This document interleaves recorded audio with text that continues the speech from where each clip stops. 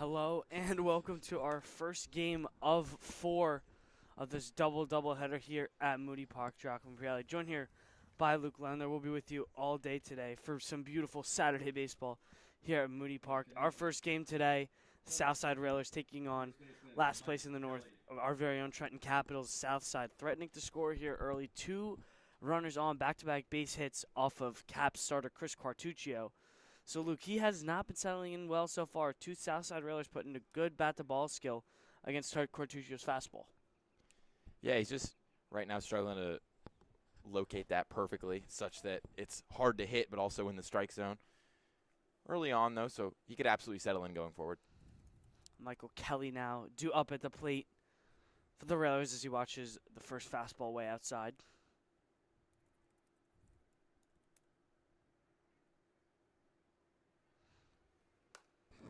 Kelly fouls that one away. It'll be evened up at 1 apiece.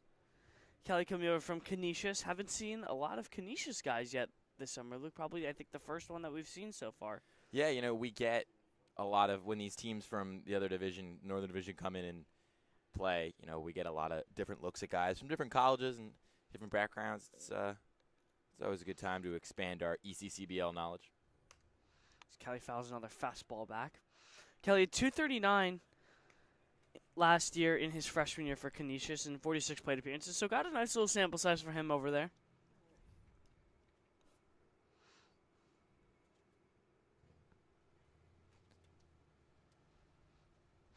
Quartuccio still looking for his first out of the inning. Here's his 1-2. Fastball downstairs, and Kelly will foul it off. Even though that might not have been the spot he was aiming for, I'd actually kind of like that pitch from Quartuccio there. Put it on the outside. Don't let him take anything up into the gap in between center field and right field like the previous 2 hitters have done. Make him kind of reach for that. You just want to make sure you're keeping that fastball down, obviously, way ahead in the count with 1 and 2. You don't want to give Kelly something up that he can get up and drive. Here's the 1-2 again. Fastball misses away. It'll be 2 apiece.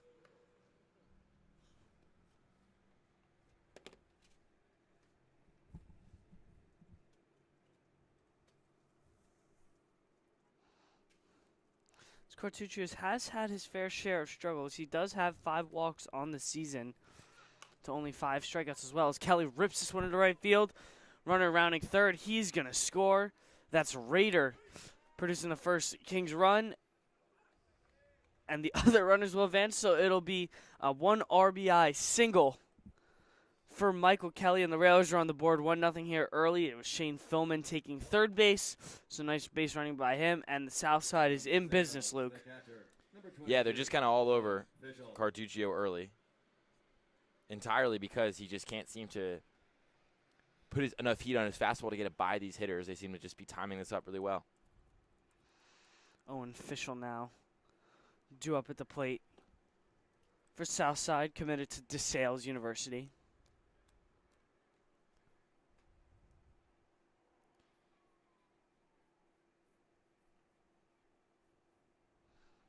Quartuccio's first fastball misses downstairs. No, ironically, first base, and that ball's going to get away. And it's another defensive blunder by the Capitals. Kelly able to take second, and Philman over at third base is going to score, so that'll be the second Railers run of the game. Not a great throw from Quartuccio, and Apollina over there at first base just couldn't handle it. Couldn't bring it in.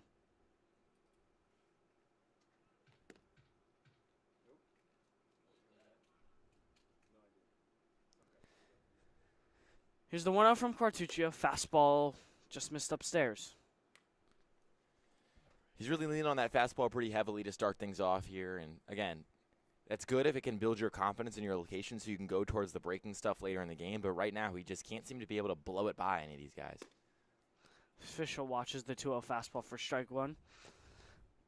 I mean, Luke, Owen Fischel has some pretty good numbers over there at DeSales across 2 years, his freshman and sophomore year. He's batting .297 in over 200 plate appearances.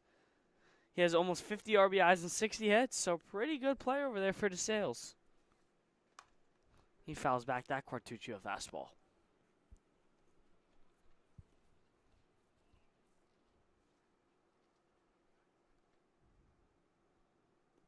Luke, I feel like this also just kind of sums up the struggle bus of a season that the Cats have been having so far this summer. They just haven't been able to put a lot of good together. It seems as when they hit, their pitching isn't great. When they're pitching well, they can't hit.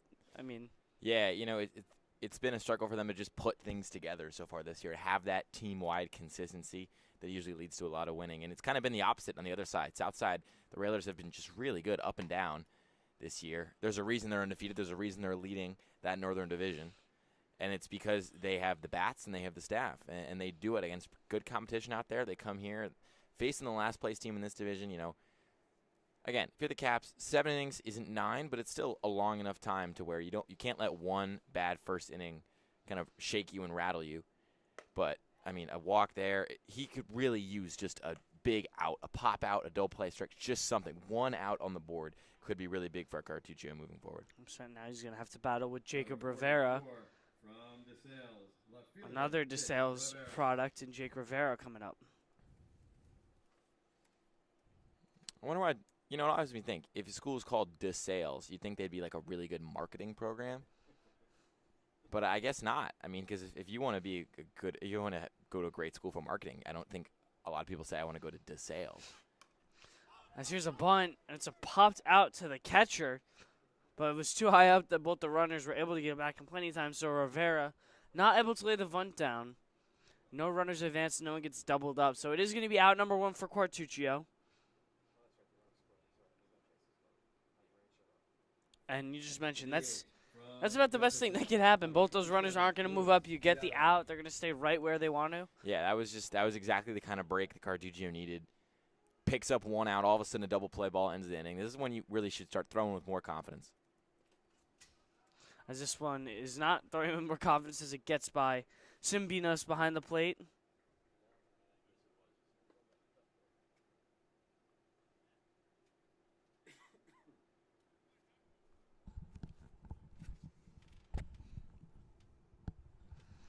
Beato, a product of Jefferson University.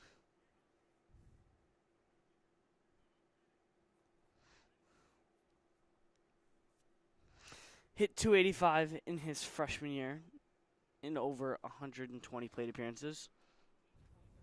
So Cartuccio is able to even up the count against him. It's 1 apiece.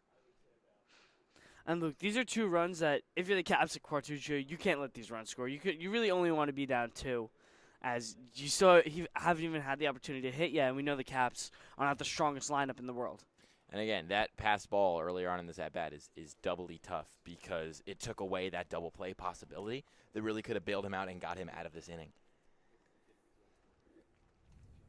He still has his backs against the wall. It's 2-1 against Beato. Here's the pitch from Cartuccio. Fastball ripped into right field. That is given tail by Donahue. It's going to get over his head. This is going to be a double for Beato. 1 runner will score. The second one right behind him. It's a 2 RBI double for Luis Beato, and the Southside Railers are pouring it on the Trenton Capitals early. Yeah, that was just, again, couldn't get the fastball with just enough pace on it to where he could get it past the hitter. Beato right on that one, got a nice piece of contact and put that thing deep into right field. Just a really tough start, but at least right now, the runner's off third. There's 1 runner on, got 1 out. You got to treat every batter like it's the first batter of the game. Beato's only hitting 182 all summer in 16 plate appearances. So you can say that that's a breath of fresh air for Beato as he rips a 2 RBI double, and that's really a momentum killer for the Caps. Any kind of chance that they thought they had of coming back into this game, especially early in the game, I mean, it's going to be even tougher for him now.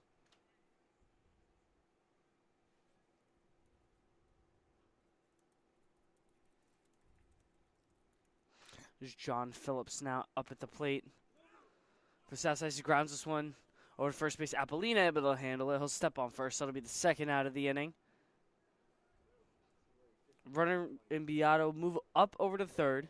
So it'll be a runner on third, 2 dead.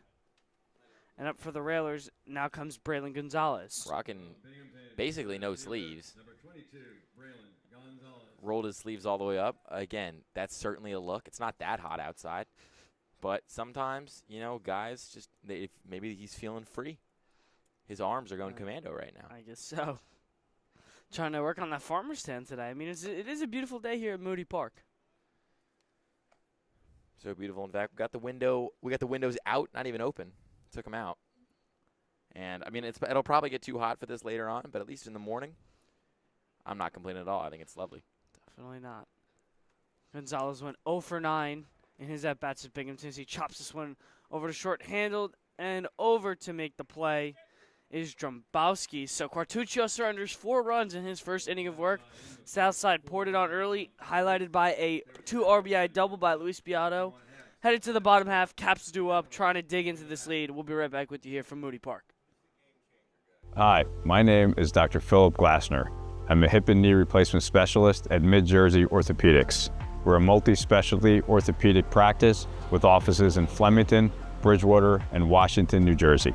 We have 18 fellowship-trained specialists to take care of you from your neck down to your toes. We offer conservative management such as bracing, therapy, and injections through surgical interventions as well. Our goal is to keep you active and healthy and get you back in the game. We also offer on-site digital x-ray as well as MRI.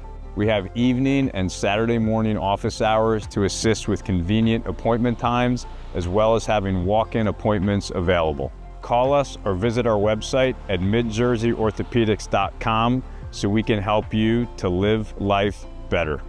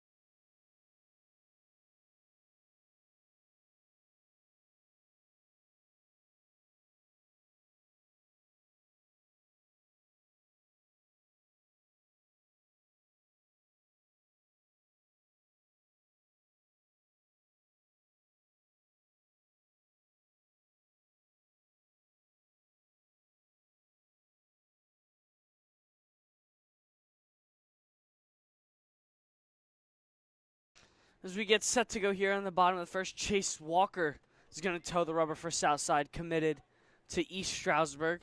Bethlehem, Pennsylvania native, so not too far from my partner Luke Lendler. So pretty far. Farther than my home to here. Bethlehem, not very close to Philadelphia as the crow flies. It's okay. It's okay, G. You're not from around there. It's okay. Yeah, exactly. You remind me of those people that are like, oh, you're from Philly, right? That's like right next to Pittsburgh. It's not. It's 7 hours away. But as Tolbert watches the 1-1 fastball downstairs. Chase Walker's been pretty good so far this season, Luke. Opponents only hitting 182 against him, 6 innings pitched. He is 1-0. So far he's given up no earned runs all season as Tolbert fouled that one away and broke his bat in the process. That's tough. He clearly liked that bat based on the body language after he could hear it snap. Or not snap, but crack ever so slightly. But maybe it was bad luck, Didn't get a hit with it in that at-bat. Maybe he needed a new one.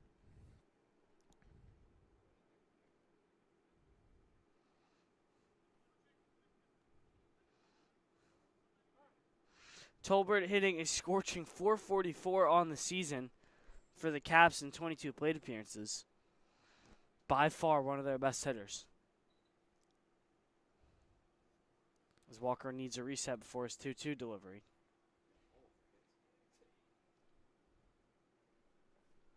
Here's the 2-2. Fastball missed in. Got to say, I'm a fan of the cleats Tolbert's rocking. And the matching gloves and the arm sleeve. It actually goes pretty well with the blue and red. Here's the full count pitch from Walker. It's going to miss downstairs, ball 4. So Ethan Tolbert's going to be the leadoff man. And he'll get on for the Caps. And go back to those nice matching cleats and batting gloves. He's committed to JMU. They got a little bit of yellow, mostly purple, I know. Yeah, it's purple and gold down there. Yeah. Royal Regal colors. I mean, again, and that's a pretty nice leadoff walk. It's a pretty nice outcome of the at-bat. Now steps another one of these high D1 commits. John Donahue committed to Seton Hall University. Now to up at the plate as he fouls back the first Walker fastball. And it's funny that this Capitals team has struggled so much this season because you really feel like you look at the talent up and down the roster. Like you got a lot of high D1 guys, a lot of guys who put together pretty solid years their last year of high school or D3. It just seems like meshing and coming together right now has been their biggest problem. But again, it's not how you start, it's how you finish. And I would not be surprised if this team got hot at some point in the next couple of weeks and made a little bit of a run here in a Southern division that's still, for the most part, pretty wide open. Yeah, obviously, it's not like you don't have a team like the Southside that's completely undefeated so far. Exactly. Everybody's shown cracks. Donahue watches strike 2. Nice fastball away by Walker. He's way ahead.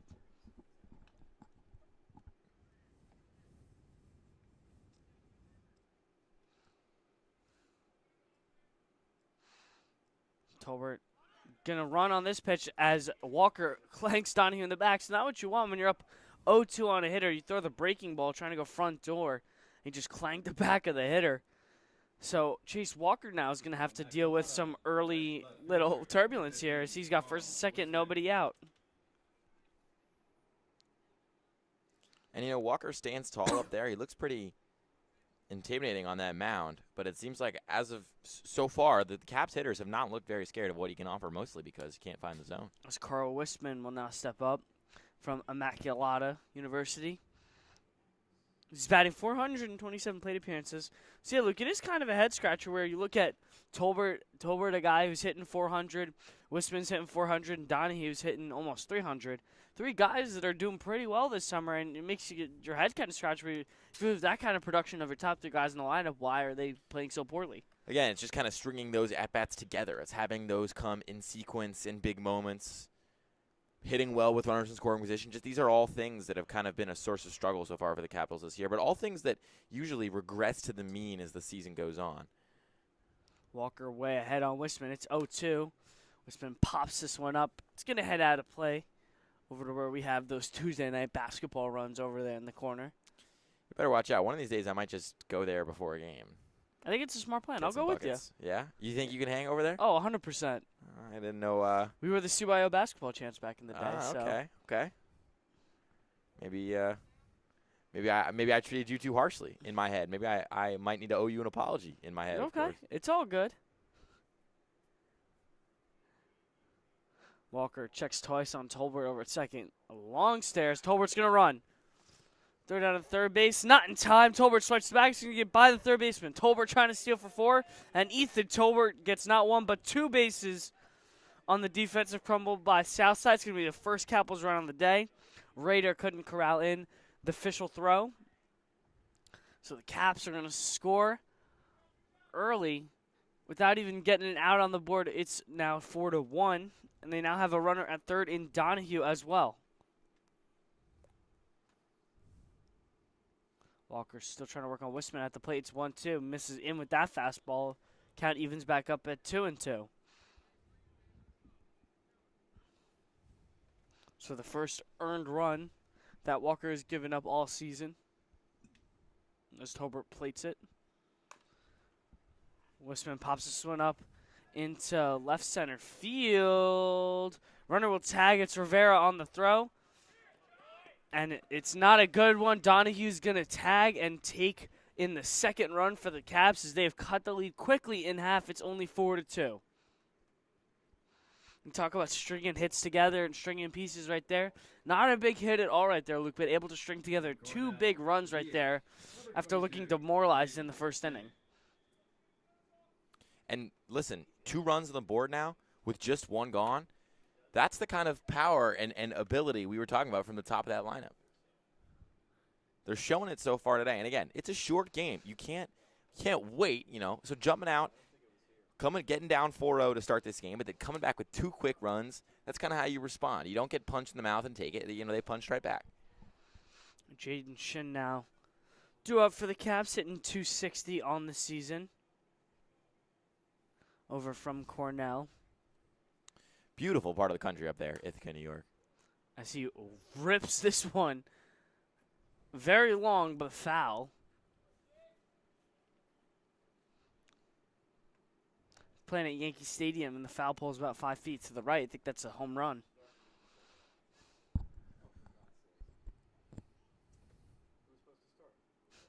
Here's the 1-2 from Walker. This one skied into right field, giving chases. Phillips, as he's able to make the catch, looked a little bit deeper off the bat, but Phillips had plenty of room to make the catch. So it'll be the second out of the inning for Walker. Still has given up those 2 runs. But that will clear the bases once again. But, you know, got a nice piece of that, really. That was a nice, Shin got a really nice piece of that. He hit that pretty far. It seems like these guys are on Walker's stuff early. Both these pitchers kind of struggling to make their pitches hard to hit right now. Both fastball dominant guys. Neither of them really able to blow the doors off these hitters. And as I say that, he does just that. But still, again, I think this is I'm interested to see maybe why this is occurring. Could it be the early start? Maybe the sun kind of beating down on these guys, but it just seems like neither of them have their top-tier fastball stuff today. Skro fouls the fastball back. It's been an oddity of a summer for Jackson Skro, Luke. He's only batting 154 in over 30 plate appearances in ECCBL, but, I mean, he tore it up in college his freshman year at Haverford University, hitting 442. I mean, it's just kind of been a rough season for Skro so far in ECCBL. Yeah, but again, he showed that ability during the season, so I think there's not a lot of doubt about what he has. And again, Haverford College, a nice school, a good baseball school. So for him to have the numbers he had there, it shows it's indicative of pretty good ability.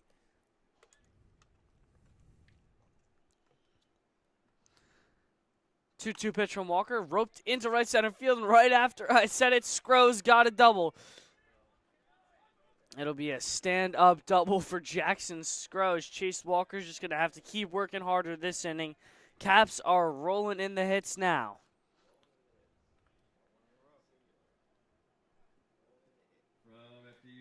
And that was, again, first hit of the inning, but you wouldn't think it by the way they're really, you're right, sorry, second hit of the inning, but you really wouldn't think it by the way they're attacking Walker right now. I mean, this guy, they're getting good contact and everything. Even the flyouts they hit hard. We got a sacrifice fly to left deep enough to score a run. You know, these are not weak, like measly ground balls they're getting these hits on. They're getting nice pieces of contact here, and I'm liking what I'm seeing from this Capitals offense. It is nice to see them come alive, 100%. We saw them just be dead the other day against the Kings, and it was just not fun to watch. Eddie Apolina now up at the plate for the Caps, the FDU product, heading into his junior year. See with Walker in a 1-1 count, watches that fastball up. It's 2-1.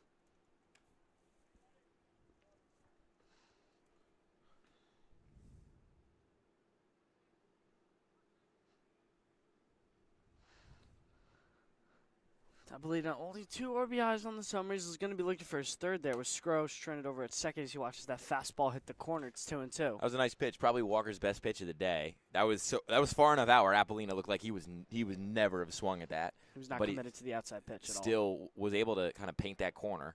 And this could be a big pitch upcoming. So go hang move check over on Skro at second base. No one holding him on.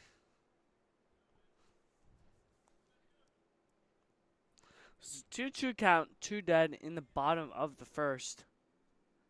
Walker's pitch, fastball, swing and a miss, strike 3. Blew the express right by Apolina, but not before the Caps. Able to cut the deficit in half. It's 4-2, headed to the top 2 here at Moody.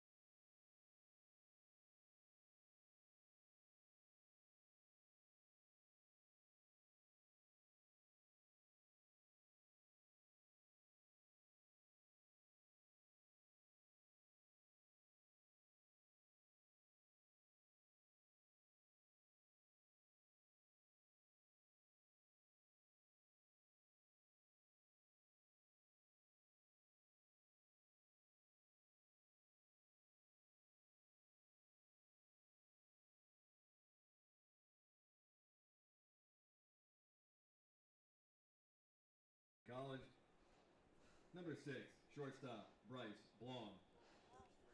Bryce Blon ready to go here in the top of the second, facing, once again, Chris Quartuccio.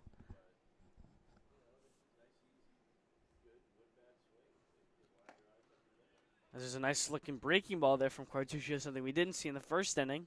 Yeah, and again, it's probably not his most preferred pitch based on how much he was throwing that fastball in the first inning. But the fastball wasn't effective, and sometimes you got to switch it up. You only got 7 innings to play with. He's probably going to only be in here for 3 or 4, you know. So for Quartuccio, it's just about how effective can you make your limited appearance. And right now, it was pretty ineffective in the first inning. And in the second, going to that breaking ball more often. I like that slight change in strategy. And if it fails, well, at least you exhausted all options. There's Blon, another Bethlehem guy, now over at North Haven Community College. And he just dropped in another good breaking ball. I mean, are we sure this wasn't his best pitch the whole time? Yeah, we did not see it really at all in the first inning, but Blon is a 300 hitter for the Railers. He's looked foolish against them. He's the 1-2. There's a 3 in a row, gets Blon, and Blon, he just slaps his bat in dismay after some nasty breaking balls from Quartuccio. That's his first strikeout of the day. Yeah, and I mean, there you go, kind of settling into a rhythm here. 32 pitches, and he finally throws like 3 good ones in the same at-bat. And, I mean, those are lethal, all 3 of them, just making guys fan at it.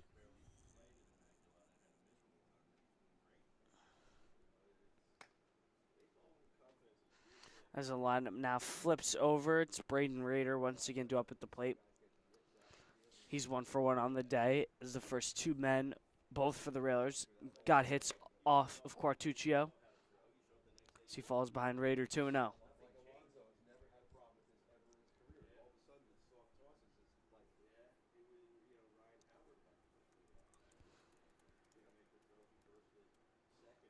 Braden Rader over at Stonehill College.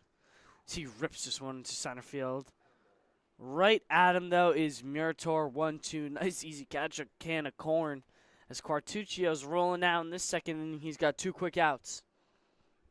Yeah, that one looks good off the bat. He hit it pretty hard. Nice exit velo on that, I'm sure, but really didn't even force Murator to move off his spot whatsoever. The center fielder just kind of stood there, posted up, probably took a big old yawn, and then watched that one into his glove. And again, kind of cruising so far in this inning is Quartuccio. We'll see what this batter and Philman, they got the best of him in the first inning, has to say about that. But again, nice breaking ball there. Gets ahead in the count. Solid bounce back from Quartuccio so far. As he gets a swing and a miss from the lefty, Shane Philman from Penn State. Abington hit .346 there this past spring. As he flies this one to left field, coming on is Wisman. And it's going to drop.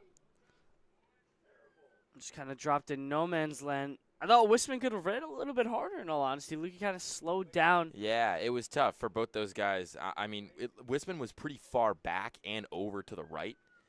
So that seems to be why it was such a long run for him. I'm sure it looks a lot shorter up here than it is out there. But nonetheless, kind of just a lucky bloop single. But still, better defensive positioning back there. They could have been out of this inning. Definitely. You had Drombowski going back as well, but that's a tough ask to have your shortstop going all the way, essentially out into left field trying to make that catch. And even if he got there in time, it would have been a pretty tough play to make. Probably would have had to Willie Mays it over his shoulder. Definitely. And this will be a nice test for Quartuccio to see how he responds to, you know, a fielding error or just the inning should have been over. The inning really should have been over, and it's not right now. And we'll see how he can kind of react to that, facing some adversity for the second inning in a row. Michael Kelly now due up. Ball is high. Sambino's nice shoot over to second base. Runner is gone. Sambino erases Philman. It was Drombowski on the tag and a nice defensive sequence and bounce back there by the Caps.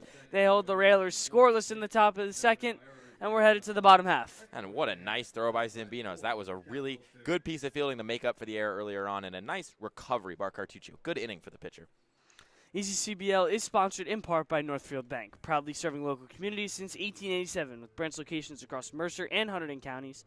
Northfield offers simply free checking with no minimum balance, no monthly fees, and no per-check charges. Northfield Bank customers also enjoy free online banking, mobile app access, and a free debit card for everyday purchases. For more information, please visit northfieldbank.com or follow Northfield Bank on LinkedIn, Instagram, Facebook, Twitter, and TikTok at Northfield Bank.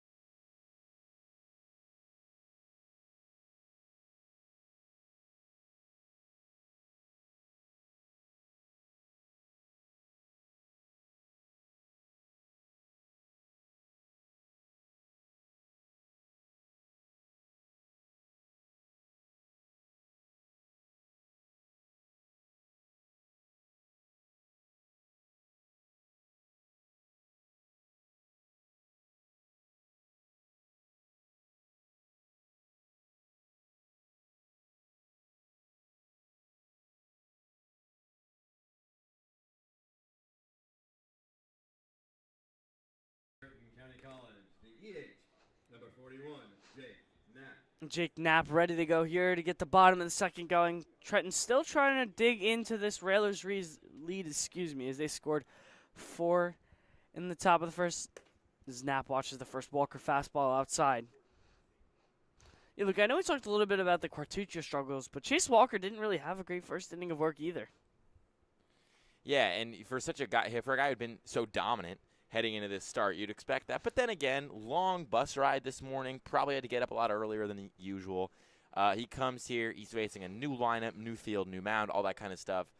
You can understand a slightly rocky start, but this second inning will be big for him going forward. Can he settle back into that dominant mode we've seen? As he gets a swing and a miss from Knapp there as he's ahead in the count 1-2.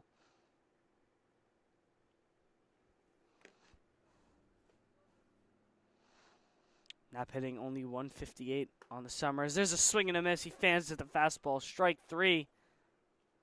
As Chase Walker not going to throw it around. Walker just wants to get right in his rhythm after getting Knapp to fan at the fastball. As now it's Braden Drumbowski due up at the plate for the Caps. Over from NJIT, excuse me. He watches the first Walker fastball, strike 1. Now you can see him starting to get a little bit more of a rhythm as well, yeah. painting the bottom corners of the zone. Both of these pitchers finding a nice-ish groove. There's another good breaking ball there. This is where those extra runs that the Railers were able to pick up in the first inning really come in handy. In his sophomore year at TCNJ was 4 for 7. And he's been a very hot and cold type of hitter, you could say. Luke batting .208 so far this summer. But at the beginning of the season, he was off to a red-hot start. Had 3 multi-hit games in a row. And again, he just wasn't able to sync up that red-hot start with, the power bats at the beginning of the lineup, kind of finding their groove. That's kind of just been the story of the summer so far for these Capitals. Good individual performances throughout, but struggling to really put things together. As Drumbowski gets rung up on the check swing. Not a fan of that call either. Letting the umps hear it after that one. I thought he held as well. From Catholic University, the catcher, number 4, Danny Simbino. He said, not good enough, Blue. No way, as he shook his head and went over to the dugout. Like he did not get a warning of some kind. It's definitely home plate umpire Mike Beal. Wasn't his call. He asked his partner for some help down at first base. And he just said, "You're out of there, buddy." So not a good one. The Caps is Danny Simbinos now to up at the plate. He's going to quickly fall behind 0-2 after that foul ball. So Walker working very quickly. That was only his 39th pitch of the day. Or excuse me, that was his 40th of the day. Trying to get out of here now as he's way ahead on Simbinos, 0-2. Here's the pitch from Walker. Curveball just missed off the corner. Nice take there. Big take there from Zimbinos. That's a tough pitch to lay off. You kind of see that curveball. You know that's kind of the upstairs curveball. You know the spin's coming. You just got to be able to read it and see if it's going to finish out far enough. As he's not able to read that one, a tantalizing breaking ball from Walker gets a disgusting half swing out of Zimbinos. And both pitchers settling in nicely in the second inning. Score remains at 4-2, headed to the top of the third.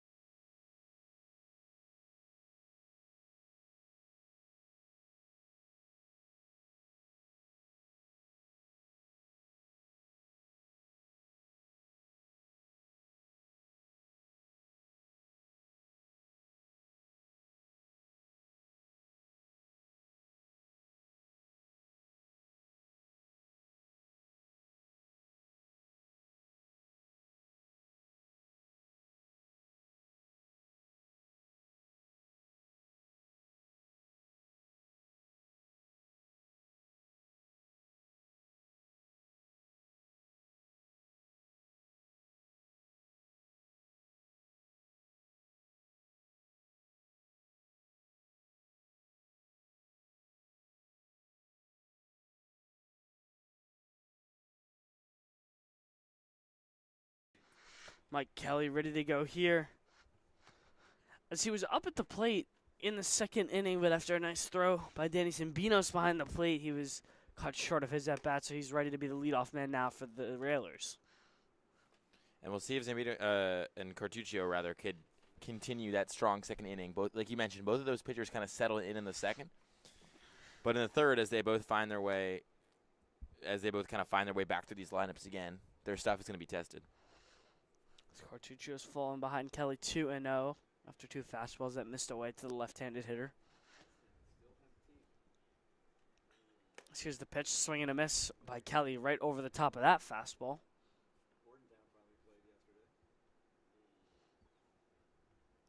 I feel like this is the kind of inning, Luke, where if you're the Railers, you really want to jump out and extend that lead because the Caps feel alive. I mean, I get that they just went 1-2-3, not the best offensive-looking inning. Still don't want to struggle. Here's a one-hopper over to second base, and on to first goes Tolbert. So quick and easy put away for Kelly. And there's one dead already for Cartuccio. Number 22, catcher Owen. Yeah, that was a weird throw by Tolbert, but a good job kind of settling in there and getting that ball. Took a tricky hop out of the dirt, but he did a good job just watching it into the leather and then firing it over to first. Nice play at second base there from Tolbert. That's the kind of saving grace you get over at second base as opposed to shortstop. That second baseman, especially with no outs leading off in the inning, they're always going to play further back on the edge of that grass in the dirt. Shortstop has to kind of play up a little bit more. And you saw it take that Moody bounce, but Tolbert was so far back that he had plenty of time to react to it. So Cartuccio falls behind yet another hitter 2-0. And this is what he wasn't doing in that second inning that was so good. He wasn't falling behind in the counts. He was staying aggressive. He was on the front foot. He was using that breaking ball in the zone more rather than using it outside. So we'll see if that aggression comes back. Official walked in his first plate appearance as he's ahead 3-0 once again on Cartuccio.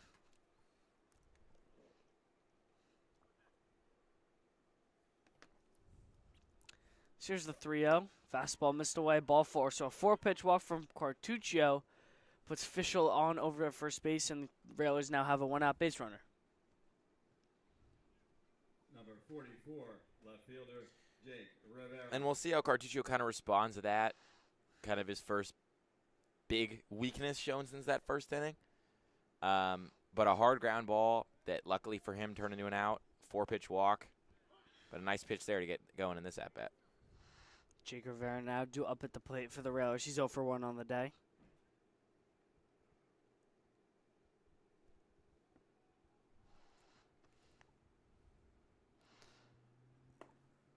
Cartuccio throws ball one, so the count will be evened up at 1 apiece. Rivera had that bunt pop out to the catcher when the Railers were trying to get more. Is the 1-1 from Cartuccio. Fastball, yeah, it's good on the corner. He'll hop ahead for the first hitter this inning. It's now 1-2.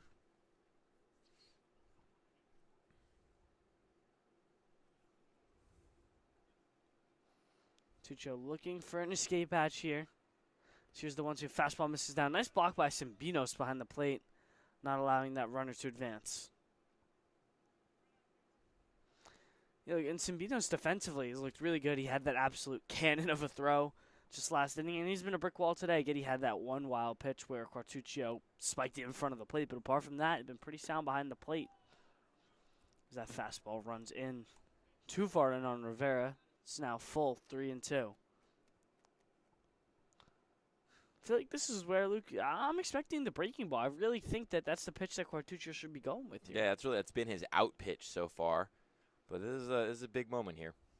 Here's the 3-2. Fastball chopped over to first. It's Apollina. No double play ball will be available. We'll take the easy out over at first. So runner will advance. It's Fischel over to second. But Apollina is able to register the second out over at first base on the Rivera ground out. So Cartuccio now 2 dead with the runner over stranded at second base. The DH, Luis Beato. As up steps the hero of that first inning rally for the Railers, it's Luis Beato. And again, if I'm Cartuccio here, Beato got the best of me big time in that first at-bat. But how can I show him something he hasn't seen before? Or how can I take him, catch him off guard? I'm throwing the breaking ball early and often, and I'm not afraid to challenge this guy. As there is the front door breaking ball as he hops out at 0-1. Yeah, you just mentioned it. Cartuccio went with the fastball away, and Beato just punched him right in the right center field gap. Hit it where it's pitched. Nice piece of hitting there by Beato in his first plate appearance.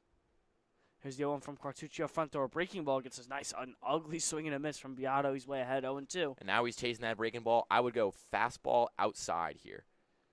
You want to make sure it's up a little bit as well. You don't want it Top right fastball. You don't want it to be really too close. Here's the 0-2 from Cartuccio. Front door breaking ball. Chopped over to third. Tough hop handle by Scro. Over to first. Nice pick by Apollino over there. Nice defensive play by the Caps as they're able to hold in check Beato. It would have been a tough play either way. Jackson Scro.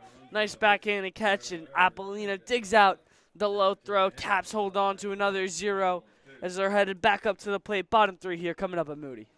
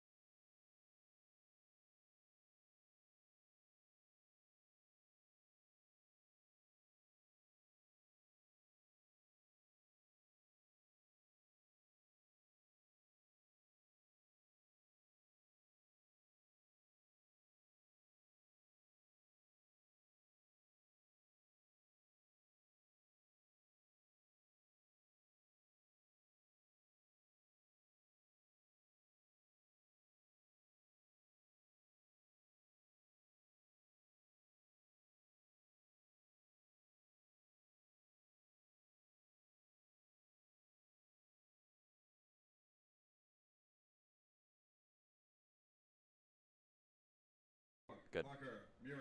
Parker Murator getting set and ready to go in this bottom of the third for the Caps. Murator from over at FDU. I'm intrigued by what Walker's going to offer us here in this inning. First inning, dominant starter, didn't look so dominant. Kind of bats were all over what he was throwing. Second inning, you saw a lot more of the guy that we've seen so far this season, the ECCBL. He was shutting stuff down. So third inning, will he find a median? Will he rather kind of regress or progress? We'll see. As that fastball misses down on Murator, count evens back up at 1 apiece.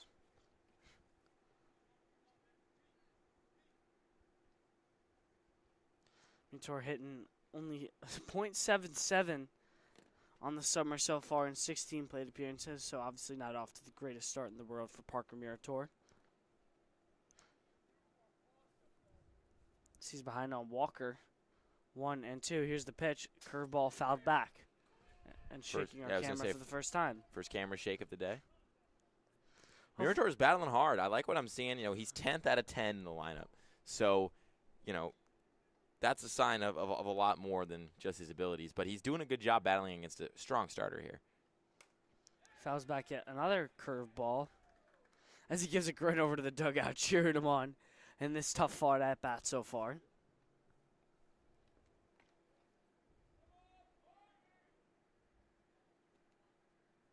1-2 from Walker. Curveball almost drilled him in the head. Dugout probably wanted Murator to stand there and take it. But, you know, he wasn't. Yeah, probably would have gone over his head. This is the loudest I've heard the Caps dugout all day for this Parker Murator at bat. Here's the 2-2. Missed out. And count is going to now drop to full. It's 3-2. And I'm liking the chirping going on from both teams. You know, when we get all these Southern Division teams playing each other, everybody's friends with everybody. Everybody knows everybody. So it's usually very cordial. These are two teams, they don't really know each other. What an at-bat. I mean, what an at-bat from Murator there. He got down 0-2 quickly, battled off fastball after fastball, draws the walk. And, I mean, look at it. He's over there in the base pass. That was sweet. That was really sweet. I just think the funniest thing is Murator looks like He looks like a very, kid out very there. small. Yeah. Next to Michael Kelly over there at first base. He looks like he won a contest to be here. But, you know, he showed he belonged. That was a nice AB. Got on base, and now we're bringing up Tolbert. And, you know, that's another kind of at-bat that could kill the confidence, not even kill, but diminish the confidence of a guy like Walker. To see now we're going to get a quick mound visit. All because Murator just fouled off those fastballs. 100%. And when you think of it, Walker was up 0-2 on Murator. He was way ahead. He then fell back to full and then spiked the fastball. Not what you want out of a leadoff base runner, especially when you have that 2-run lead. You don't want leadoff base runners, especially when you're so far ahead in the count.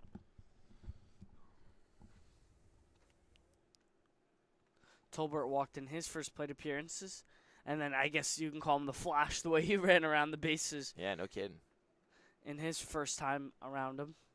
Scored the first Cavs run of the day. Murator, big secondary, but no steal as Tolbert fouls that one back. It's 1-1.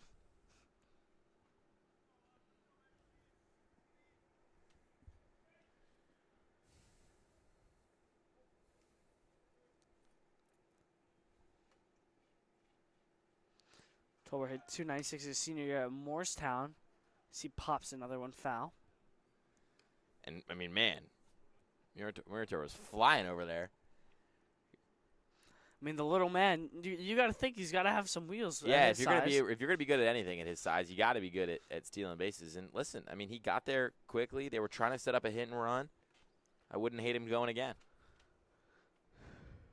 I wouldn't be surprised if Walker wants to check over on him. Here's the 1-2 pitch to Tolbert. Fastball on the corner, strike three. Tolbert not happy with the call. Home plate umpire Mike Beal thought it was on the corner, so rings up Tolbert, and Walker has his first out of the inning. Yeah, that was tough. That's a pitch that he's just never gonna hit. You're never gonna swing at that. It was so far outside. I don't know why we're getting Armageddon alarms.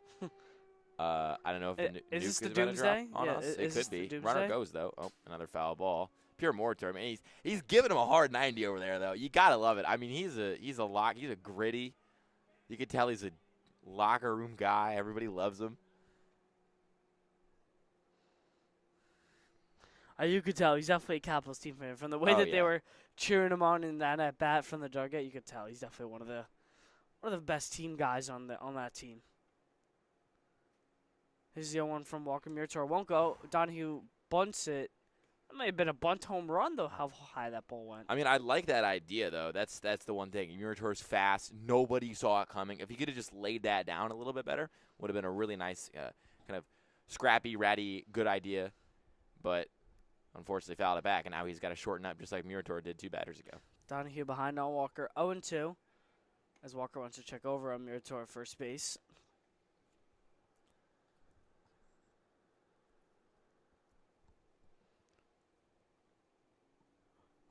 Walker all the way up to 56 pitches now on the day. Here's 0-2 to Donahue. Fastball missed upstairs.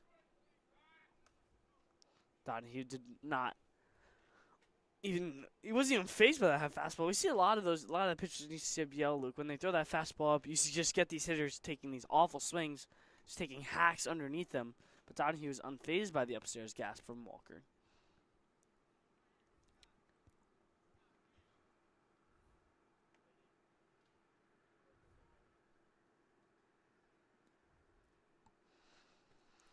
Here's Walker coming set.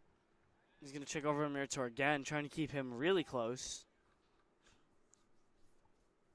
Does not want him taking second base at all.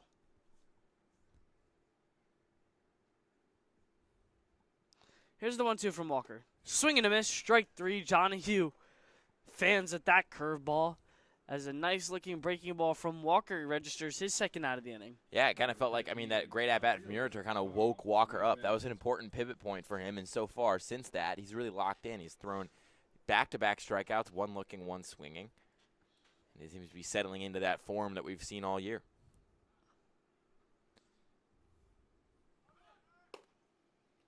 Runner goes. It's Murator in there safely. Just beat the official throw.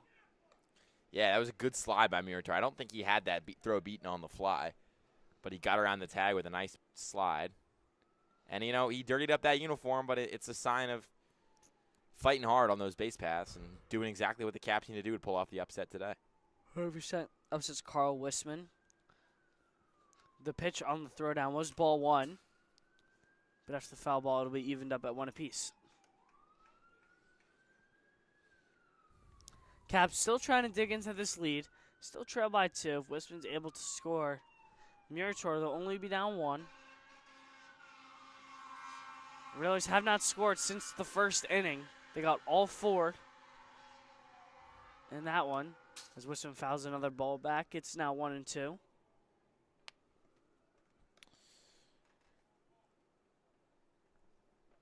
Walker get out of this with a nice pitch right here. And again, you know, 2 runs on the board. But at the end of the day, he's really just given up 1 hit. His team's got 1 error.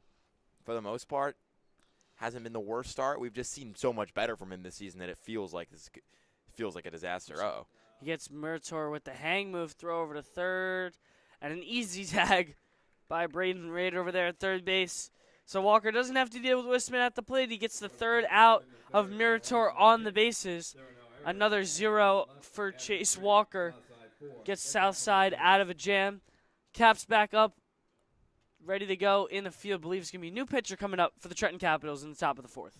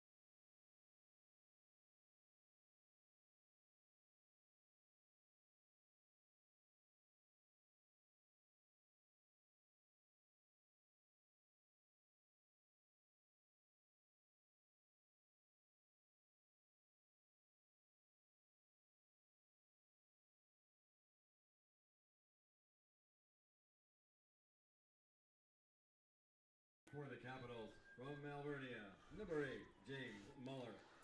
James Muller here, the new pitcher for the Capitals out of Alvernia. Hitting off for the Railers, right fielder, number 7. So he's going to try and pick up where Cortuccio left off, because after that first inning, settled in nicely, throwing up 2 scoreless frames. As Miller's first pitch is high. One thing to note, Luke, I don't know if we mentioned earlier, we're playing 2 7-inning games so far. So this is the first of 2 between these 2 teams, only going 7 innings. So already now into the 4th inning. Muller throws his first strike of the day. He's now even at 1 apiece. And again, Muller has struggled in his last couple appearances in the ECCBL. We'll see if he can right the ship today. As he's behind on Phillips, 2-1. Phillips 0 for 1 on the day. As he fouls that fastball back, it's now 2 apiece. John Phillips, definitely one of the better hitters in this Southside lineup, batting .417 on the summer so far. He's been really good. Here's the 2-2. Chopper over to second base, coming in is Tolbert, and it's going to squib by him. So it'll be an error over on Tolbert. Murator will quickly rush in, so that way Phillips won't be able to take the second base. But it's a leadoff error against Ethan Tolbert. So not what you want if you're Muller getting that first ground ball, especially as you mentioned with his recent struggle. It looked like it was going to be a quick and easy out to start his day, but instead, nonetheless, he's got a leadoff base runner to deal with now. Upsets Braylon Gonzalez, rocking that cutoff look as he rips this one off the glove of Apolina. Thought he caught it. And no one is over at first base to cover, so an absolute nightmare of an inning continues for James Muller. That was a line shot by Gonzalez, hit off the tip of the glove of Apolina. Just rolled too far, and no one was there at first base to cover. As Gonzalez hustled down the line. So now first and second, nobody out with Bryce Blond up at the plate for the Railers. E3 on that, just grab ball, single.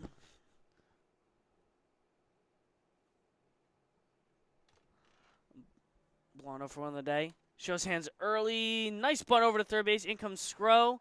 And he is... Savvy play by there by Scro. To go in looking like he's charging in for that, and then to realize it's bouncing, just pick that glove right out of the way at the last second. Ball went foul. That was a veteran move by the kid. He fooled me. Yeah. I thought it either got by him or he was just taking forever to throw it in his glove. I mean, he fooled me for sure. I mean, but you have to think, Luke, with Bryce Blond being the 10 hitter in this lineup, this is just the perfect bunt situation every time. Scro's playing pretty far in, wants to make sure that there's no fake bunt steal type of thing going behind him. As after the foul ball, it's now 0-1 to Blond. He's going to show early for the sacrifice once again. Muller takes his time, sets, delivers, almost hits Blond. They're going to say he did? Yeah, they're going to say he hit him. It sounded like he nicked him right on the shoulder. So that's the worst possible outcome you could have. Hitting the batter, not even giving him the chance to lay the bunt down, so it's bases loaded, nobody out, and Southside is in business to try and extend this lead now. And this is just tough first three at-bats for, Muller, you're looking at it. That was really his first true mistake. There was an error at second base to begin the inning, and then just a weird combo of ricochets over at first base in the second at-bat of the inning. So theoretically, he could have 2 outs right now, but instead the bases are loaded with nobody gone. And, up comes Rader, who's 1 for 2 today. Got a nice line drive single to start off the game. It wasn't off Muller, of course, but nonetheless, this should be a tough matchup. And Also, so this could be a big moment for Muller. And his second at bat was a line out to center field. I mean, that ball's hit right on the rope. So 2 good pieces of contact overall for Rader on the day. He's looking to keep it going. He's got the bases juice. Nobody out. Caps are going to play even field and try and cut this run down. Miller's first curveball misses outside. It could be a sun thing, a heat thing. He just seems to not be able to locate his stuff super well right now. Here's the 1-0 from Muller. Fastball missed upstairs. It's 2-0. Yeah, I mean, you could say that, Luke, but also he just straight up, Muller just hasn't had his A++ stuff this summer so far. He's really just has been overall struggling. Yeah, ERA in the double digits, 17 earned runs over 10 innings. This is not something you want to see. Is that fastball able to nick the corner? It's 2-1.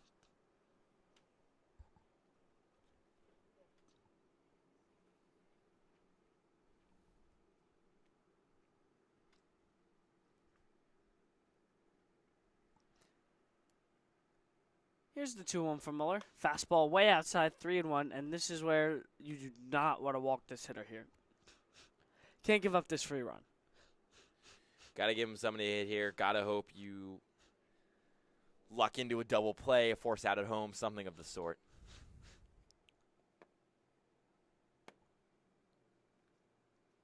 Here's the 3-1. Just missed. Wow, that's a tough pitch. That's a tough call, I think. We've seen that kind of go the other way a couple times. A lot of times, I'd say. I thought that was going to be headed to a full count. Home plate umpire Mike Beal thought differently. So the Kings able to score their 5th run. Or, sorry, not the Kings.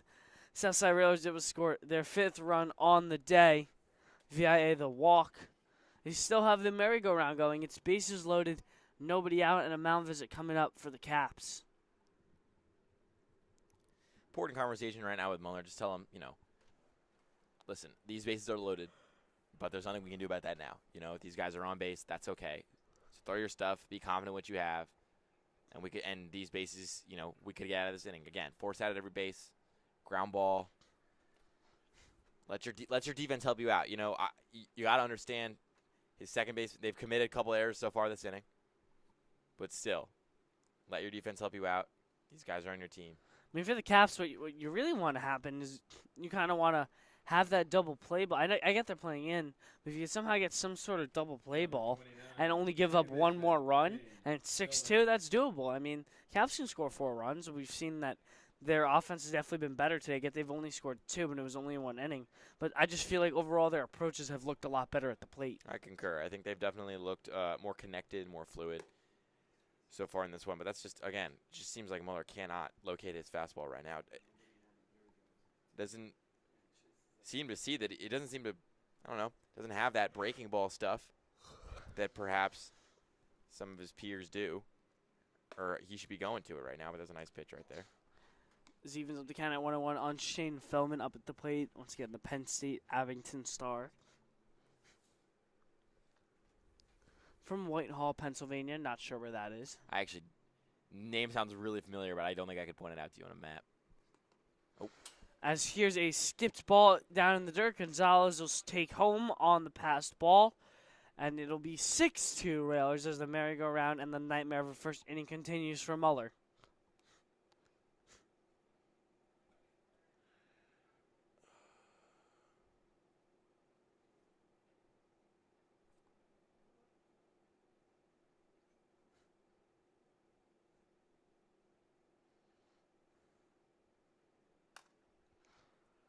And here's a fastball fouled back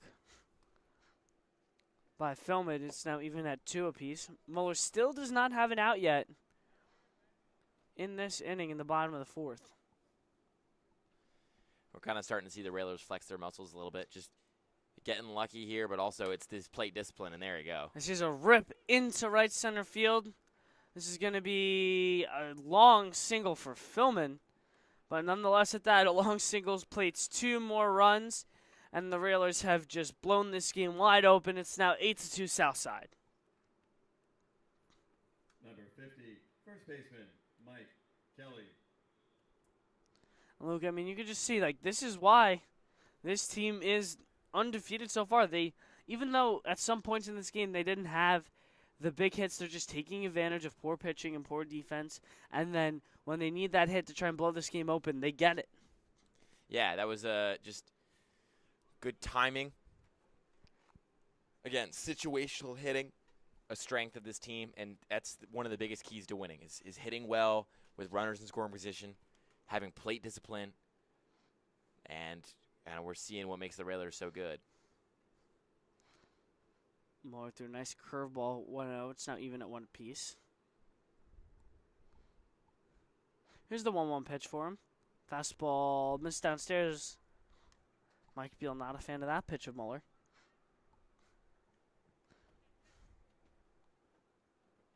Still yet to record an out is James Muller. This one's fouled back almost at the camera. Nice and protected, though. Back here, behind the fence. Luckily.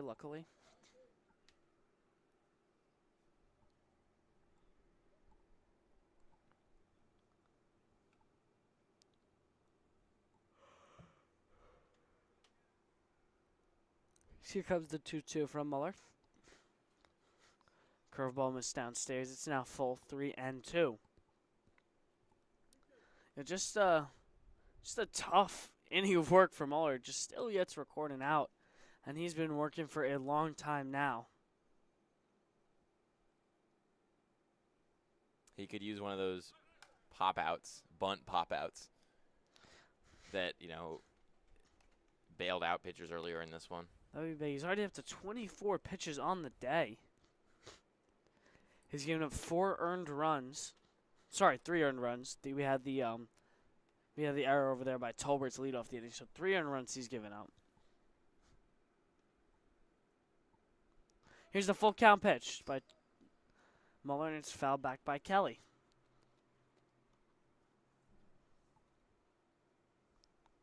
I mean, look, what pitch do you even think about throwing here? I mean, Kelly's fouled back the breaking ball. He's fouled back the fastball. It kind of seems that everything Muller's been throwing, he's at least gotten a piece of it. Yeah, he's just, at this point, just bear down and throw hard. I mean, nothing really seems to be working. He hasn't blown anything by him yet. Maybe that's what you go to. You'd think he hasn't seen me top out my fastball yet. I could try to do that right now and get ahead of him.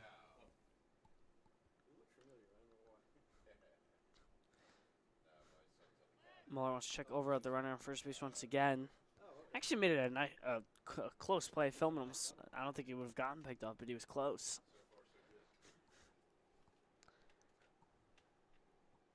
As Muller comes set once again. Here's the 3-2 offering. Fastball, swing and a miss, strike 3. Runner goes, and he's absolutely hosed by Cimbinos. Runner caught in a rundown. Back over to first. Apollino lays down the tag, so it's 2 outs for Muller. A sigh of relief there as he gets to strike him out, throw him out, double play. And again, that is just exactly what a guy like Muller needed in that situation. Gets a nice strikeout immediately, gets a nice throw for Zambinos. Zambinos, you basically give him credit there. It's basically his second caught ceiling of the game. He's being really good. He's being really strong defensively down there. I mean, he's been great. It's just been tough for him because a lot of these pitches that are getting by him, they're not even close to the zone. A lot of these Cats pitchers have not been able to bear down and locate well. And right as I say that, quickly Muller's ahead. 0-2. As he's ready to go quickly, here's the 0-2 pitch, fouled back.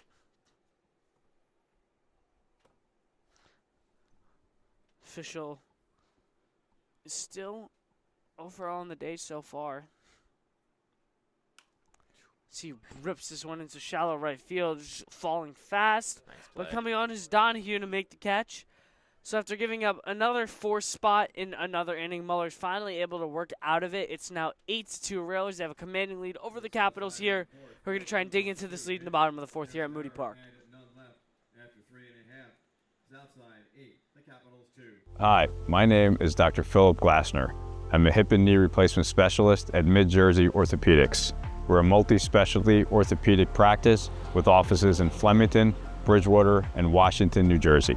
We have 18 fellowship-trained specialists to take care of you from your neck down to your toes. We offer conservative management such as bracing, therapy, and injections through surgical interventions as well. Our goal is to keep you active and healthy and get you back in the game. We also offer on-site digital x-ray as well as MRI. We have evening and Saturday morning office hours to assist with convenient appointment times, as well as having walk-in appointments available. Call us or visit our website at midjerseyorthopedics.com so we can help you to live life better.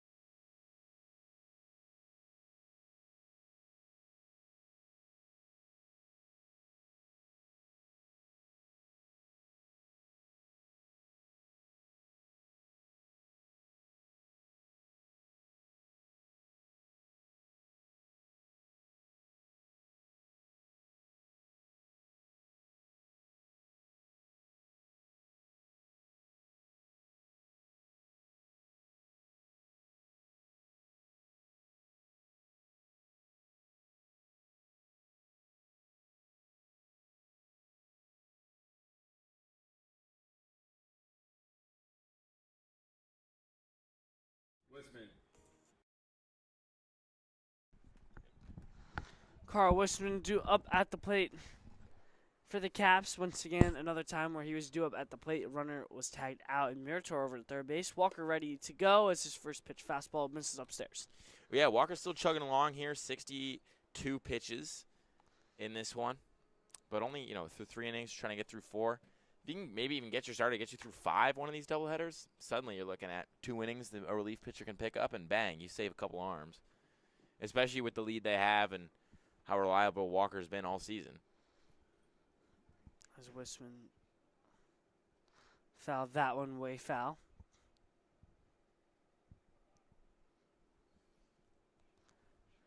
Here's a 1-1 from Walker. Fouled back once again. It's 1-2.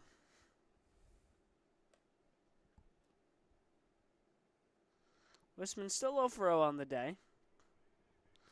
He's reached base safely twice today. Here's the 1-2 from Walker. Swing and a miss, foul tip. No, they're going to say he dropped it. Wow. It was right in the glove of Fischel, but it kind of nubbed out. You could see here Wisman barely got just a piece of it. Hey, listen, that's the positive effect of having both these windows open, man. You can hear everything. Well, you're putting them back later, I'll tell you that. I don't doubt it. Here's the 1-2, grounded over to Philman, over at second base. 1-2, nice, easy throw and catch. This is good for the first out of the inning. Philman over to Kelly. So Walker registers his first out of the inning via the ground out. The DH, Jaden Shin. Jaden Shin ready to go here. Second man due up for the Caps.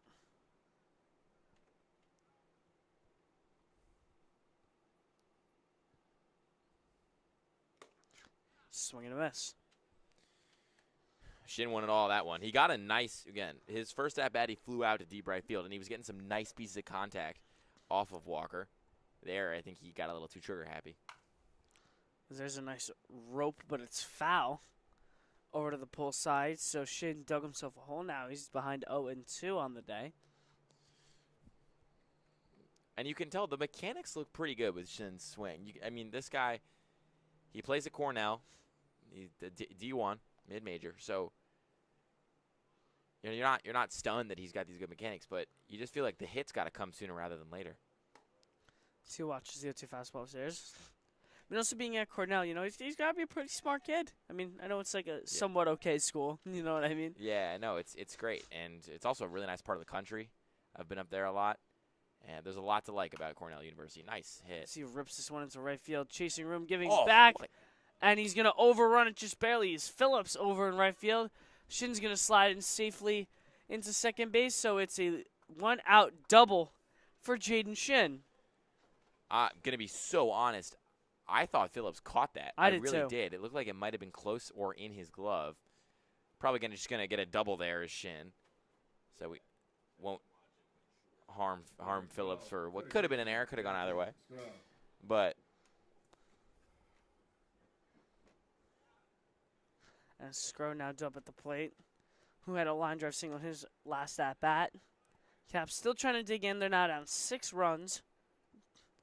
Trying to get something going here. Once again, only going 7 innings and being in the bottom of 4th, they don't have too much room to play with now.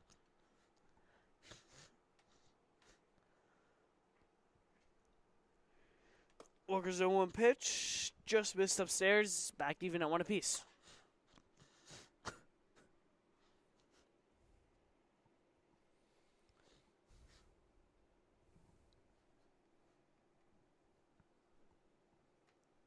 Here's the 1-1 from him. Fastball clips the corner. Scroll falls behind 1-2. I will say, Luke, even when he's been giving up the hits, Walker has consistently been around the zone trying to attack the hitters. yeah, He's done a good job of just being in command and not letting anything kind of get too far out of control.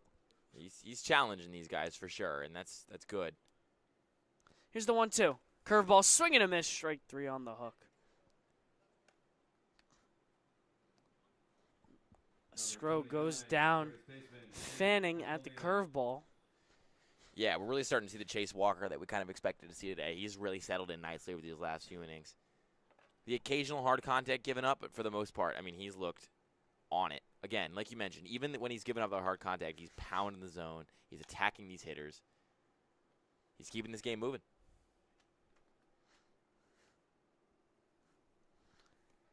You love to see some of these guys keep this game moving. There's Eddie Apolina now. Due up at the plate for the Caps. Here's the 0-1 from Walker. Curveball missed downstairs.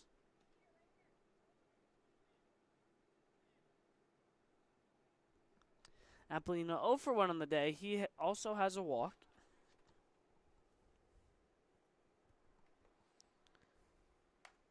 Fouled back. And, you know, 76 is a lot, so probably not coming out for the 5th. No, he's probably done. But I mean, assuming he gets out of this inning, a really nice day from Walker. Rattled a little bit early on. Could tell he was adjusting to the conditions somewhat.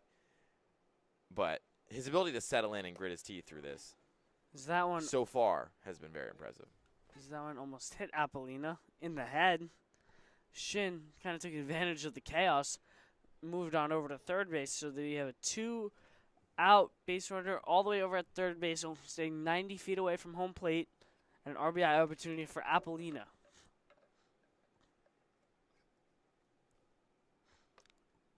Swing and a miss as Walker finishes the day on a strong note, registering the strikeout of Apollina.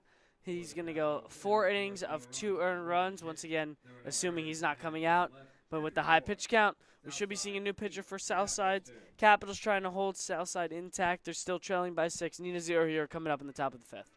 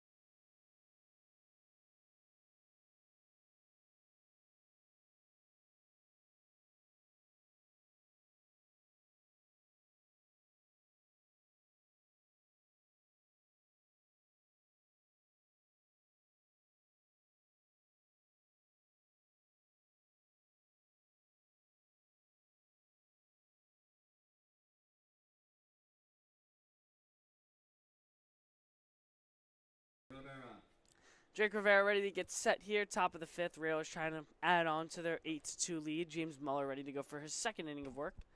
Starts Rivera off with the inside fastball for strike 1. And at this point, down 8-2, you got to just limit the damage. You know, attack the zone, make these hitters. I know these hitters have beaten you to a point, but also runs were given up on errors and walks by Muller. So just try to make the hitters beat you. You're gonna feel a lot better about yourself if the hitters beat you than if you beat yourself. Back-to-back balls. Let's Rivera hop ahead and the count. It's 2-1. Yeah, I mean, point out the errors. They do have 2 of them. Only 2 hits for the Caps as well. On the other side of the ball. So not the cleanest game for Trenton today in the first game of their doubleheader. This one's chopped up the middle. Nice stutter step and a throw over. They're going to call him out. Wow. Oof, I thought he may have came off the bag. I agree. It was Tolbert who came charging in. Tolbert made a nice play. Apollina, I guess, barely able to stay on the bag to register the first out. Number 27, the DH. That was, nice play by Tolbert there to come on and pick that off the ground. Tough hop. Throw could have been a little bit better, but listen, the out's the out.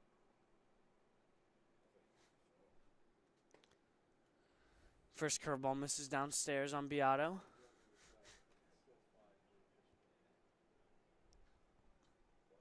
Here's the 1-0. Curveball missed downstairs again, 2-0. Muller just hasn't consistently been able to throw really any pitch around the zone. Like, I feel like he's just kind of throwing, and you're not really sure where it's going to go. Pretty funny exchange right there. Beato was like, I called time, and Muller was like, don't worry, I just threw it a foot outside, so you're okay. As he dots the corner on that fastball, it's 3-1.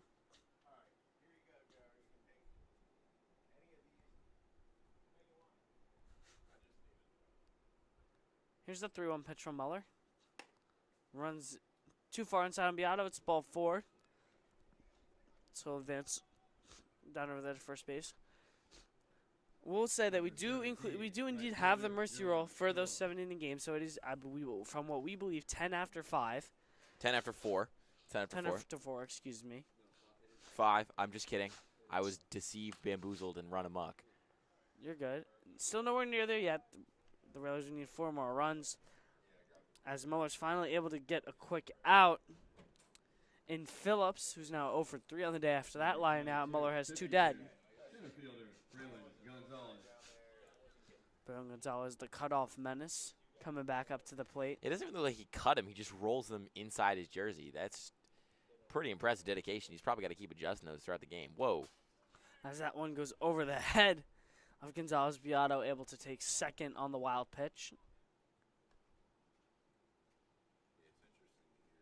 Nothing Sempinos can do with that one. Talked about early in the game his great defensive work today, but obviously nothing he could do with that one, almost hitting the head of the hitter. Here's the 1-0 from Muller. Fastball on the corner, strike 1.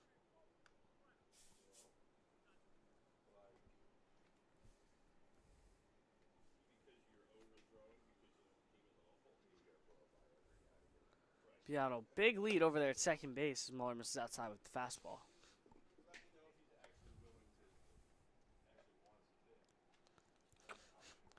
You think it's smart, Luke? Up 8-2, the 2-out steal over to third base?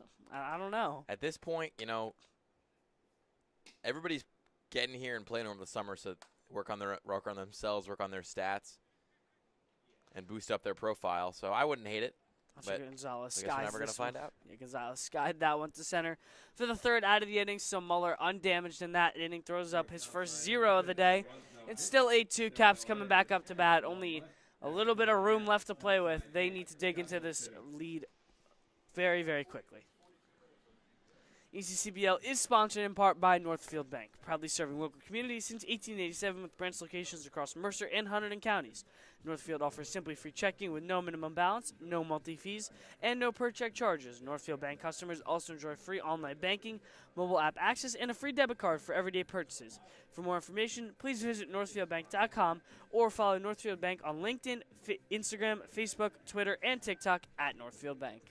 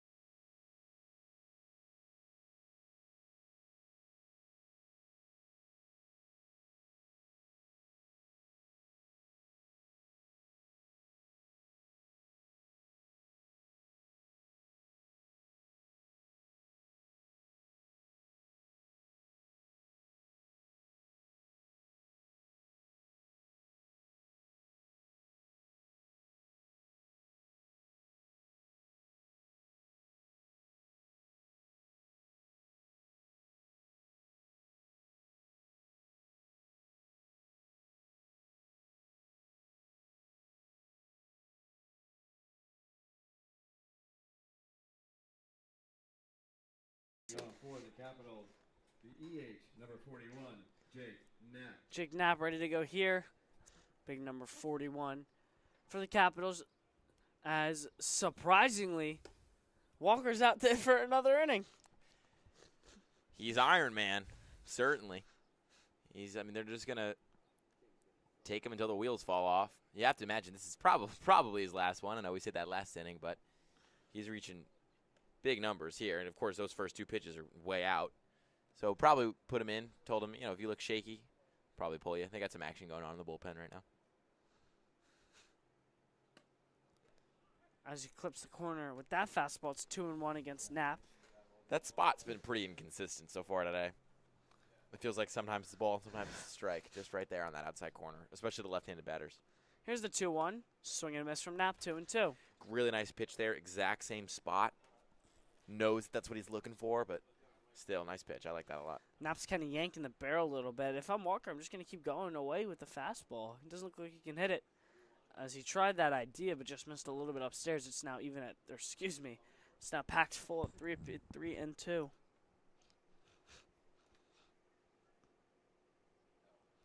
Here's the 3-2 from Walker. Fouled back.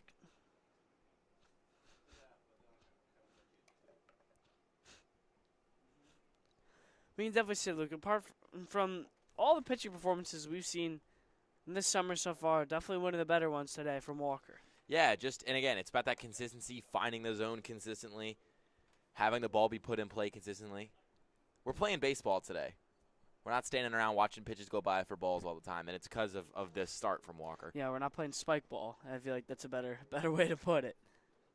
We see a lot of spike ball from a lot of these pitchers in ECCBL. Just because the lack of consistency, but Walker's gone out there ever since the first inning settled nicely. Here's the 3-2 again. Just missed. It's going to be a leadoff walk for Knapp. And again, you got to think Walker's probably coming out super soon. Might be his last hitter here against Strombowski. But, if I'm the Caps, take advantage of a pitcher that's probably in too long. This is really where you start to dial stuff up. But don't be too overly hungry to swing at this stuff because he clearly is struggling to find the zone right now. Strombowski looking to take his anger out. Was issued a warning after his first at-bat today. He got rung up on a check swing by the first base umpire. Here's the 0-1 from Walker against him. Swing and a miss from Strombowski. He's down 0-2.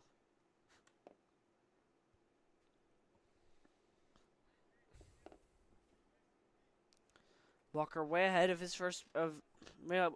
batter for the first time this inning. Here's the 0-2. Curveball just missed upstairs. Walker wanted that. Kind of surprised he didn't get that, given how this game has been called so far. But nonetheless, Strombowski's still behind in this count. You had a little bit more of the lateral movement. If you wanted that strike, I feel like it did have to be a little bit down more. Here's the 1-2. Curveball hit him. Strombowski throws the bat as his dugout in a little bit of pain. I think he ate it pretty well, though. Flinched, gritted his teeth, but, still jogged a hard 90. Number 4, catcher Danny. So 2 on now, and again, they're not taking Walker out yet. Is where you want to strike if you're the Caps. Sabinos now due up at the plate. Just wrapping up his senior year over at CBA. Strike one.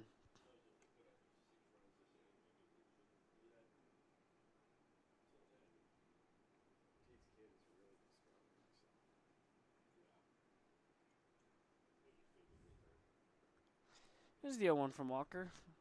Ball misses downstairs. It's back even at 1 apiece. Yeah, Walker's still not able to register the first out of this inning so far. Has a little bit of turbulence, but still has plenty of room to work with. Has a 6-run lead in his back pocket. Sabinos lofts this one. Shallow left center field. It's Blonde retreating and able to make the catch. So there's the first out for Walker on an infield or near infield pop-up caught by Blonde. Not an easy play for Blonde either to be backpedaling there. Ball probably catching the sun in such a way where it'd be kind of annoying, but got his glove under it. Now we got to see what Murator's got in his second at-bat here against Walker. Won the hearts and minds of the dugout with his performance earlier. Had a long, I'd say at least 8 to 9 pitch walk in his first at-bat. So he fouls the first fastball back.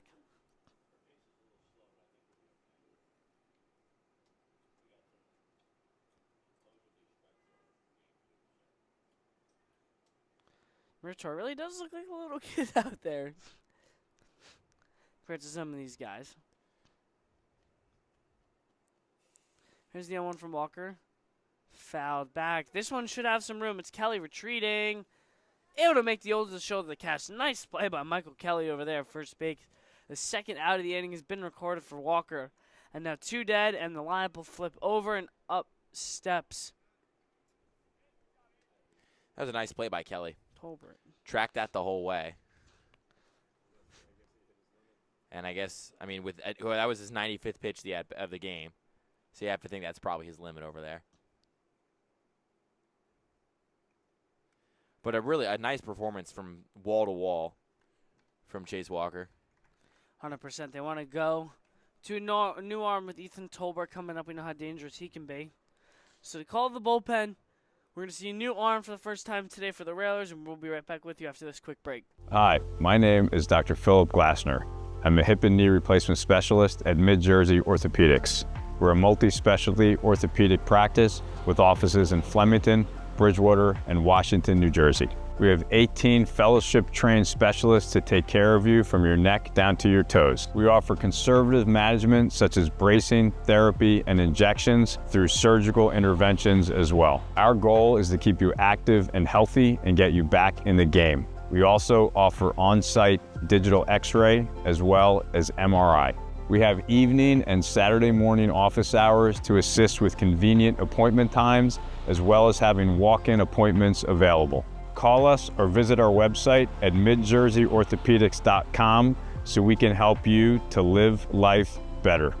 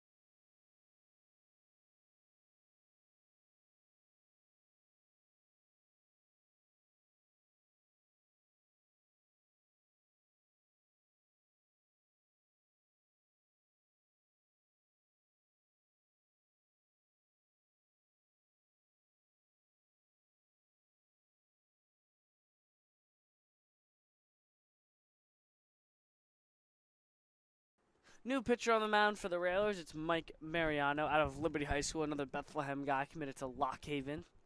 In his warm season, he's got a little bit of a funky sidewinder type of motion. We saw a couple sidewinders the other day.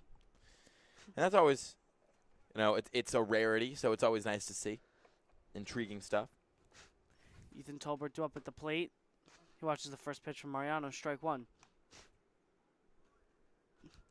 Tolbert just kind of took a long walk out of the box trying to reassess his life after seeing that funky delivery.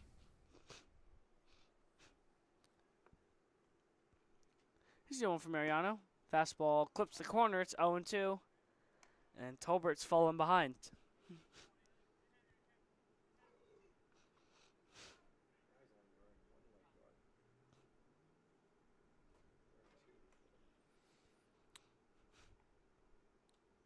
Here's the 0-2. Just missed the corner.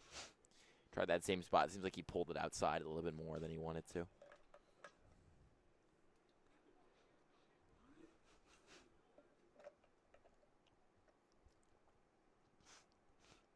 Here's the 1-2. Popped up and foul.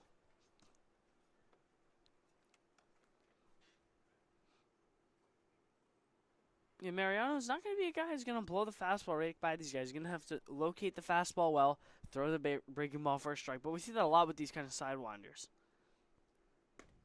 Here's the 1-2. No, downstairs it's going to be 2-2. Yeah, that one also surprised me a little bit. I guess it must have been lower than we could see from up here, just based on the calls that have been going. I was surprised that wasn't a strike, or at least given more of a look by the umpire. 100% agree with you. This one's fouled and out of play as well.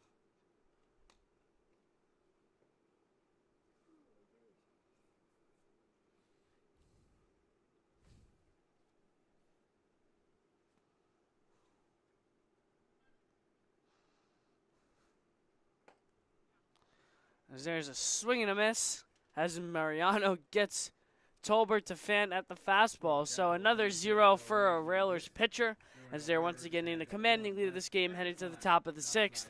Southside leads 8-2.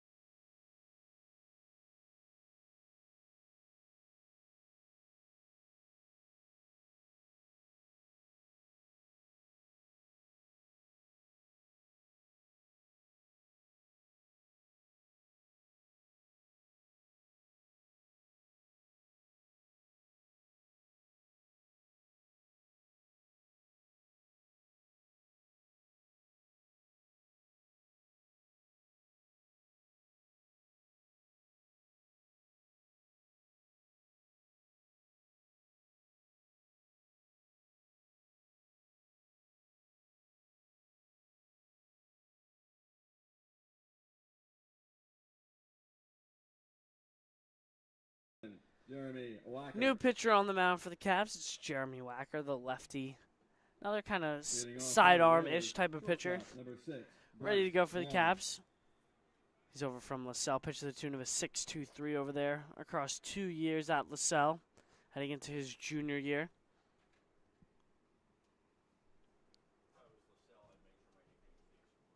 So he throws a nice sinker. Had a little bit of that arm side run. So he gets the first pitch. Strike, and he's ahead on his first hitter, 0-1. It's Bryce Blondu up at the plate.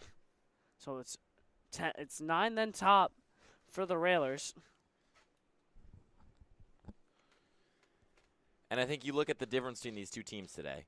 And the Railers didn't spread their runs out massively. They only scored in 2 of the innings so far, but they still scored in multiple innings, and they were threatening in multiple other ones.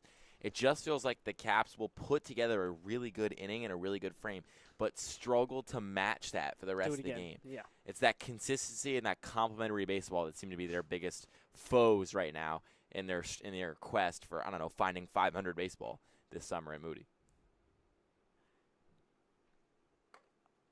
That pitch misses outside from Wacker. It's 3-1.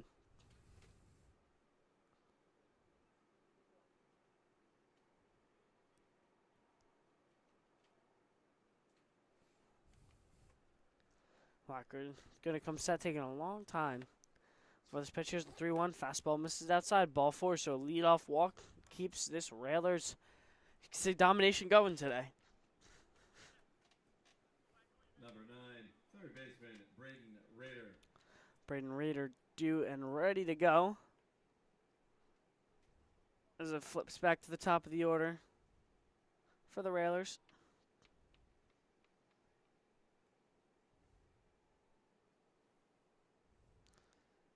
First pitch misses outside for Wacker. He's struggling to find the zone as well. Common theme with the Capitals pitchers as well. Especially early on. It seems like even everybody really has struggled to find that zone,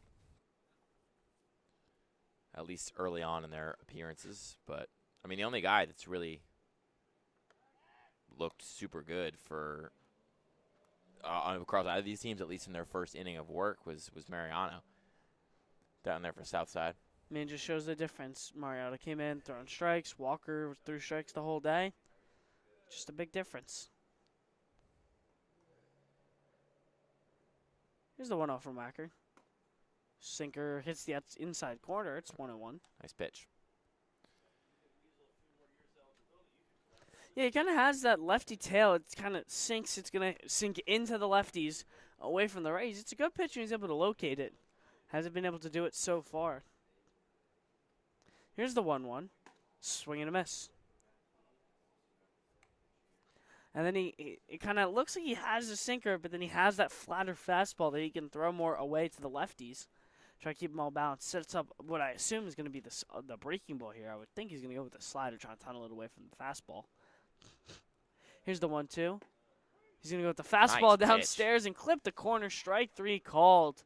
Braden Rader rung up on strikes. There's the first out for Wacker. And the first out of the inning for the Caps. Yeah, I think Raider was pretty stunned about that one, to be completely honest. But nonetheless, a strong pitch. Clipped that bottom of the zone. He went to a very similar pitch to the one prior. I think, like myself, I thought Wacker was going to go with the breaking ball, trying to tunnel it away off the fastball, but just doubles up on the fastball and gets him lucky. He's out when it's thrown behind the hitter, and Philman looked absolutely stunned as to how far behind him that pitch was. I mean, that thing was so inside, it was outside. It was maybe like basically an inside-out pitch. But luckily, no one was harmed in the throwing of that fastball. Here's the 1-0 from Wacker. Tries to lay a bunt down. It's popped up. Wacker retreating it, and it's going to be the first baseman Apollina coming in to make the catch. He calls off Wacker. So 2 outs now for Wacker in his first inning of work. Still have that runner stuck over there first. Number 50, first baseman Mike Kelly. Good communication there between Apollina and Wacker. They were both steaming towards the ball at mock speed. But Apollina called him off at the last second, and that's the kind of stuff, you can take these small victories here, especially in a blowout loss. Wacker hops ahead on Kelly 0-1. Good looking sinker there. Miners, stay tuned. We got the second game of this doubleheader coming up shortly after this one, and then 2 more tonight as well. So we're going to be with you the whole day. As this wild pitch is going to get away from Simbinos behind the plate. We also have a nice in-between doubleheader interview coming up today, Luke. Oh, yeah. Get to talk to a national champion with the College World Series coming up pretty soon between LSU and Coastal Carolina. I understand you got some family ties down there with the Myrtle Beach squad. I do. My cousin's on the staff out there, as Kelly's able to dig out the ground ball. So we runners on the corners with 2 dead. But yeah, first game's tonight, 7 o'clock. So shortly after ECCBL action, I'll be watching that game. But yeah, I mean, obviously, family-wise, rooting for Coastal. But, it's just looking forward for a good series. But it'll be nice to speak with Coach Doug today, who, as we mentioned, former College World Series champion. With the Dogs down there at Georgia. They had a very uneventful year, you can say, this year. Not their best year. Still had a solid-ish season.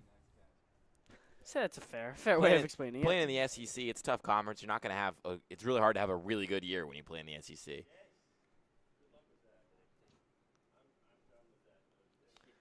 Here's the 0-1 from Wacker. Sinker hits the inside corner. It's 0-2. Way ahead of Owen Fischel, trying to get out of this jam. Caps still trail by 6, but you don't want to allow any more damage.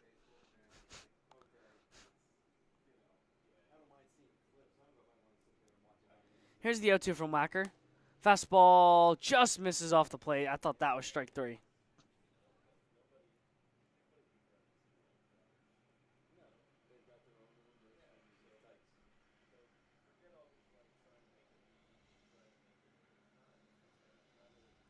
Here's the 1-2. Breaking ball missed upstairs. Back even at 2 apiece. That was a nice pitch, though. I was kind of surprised that the ump didn't at least stand there for a second thinking about it. Pitch had a little bit of wiggle on it, but I guess a little bit too high and inside. Here's the 2-2. Fouled away.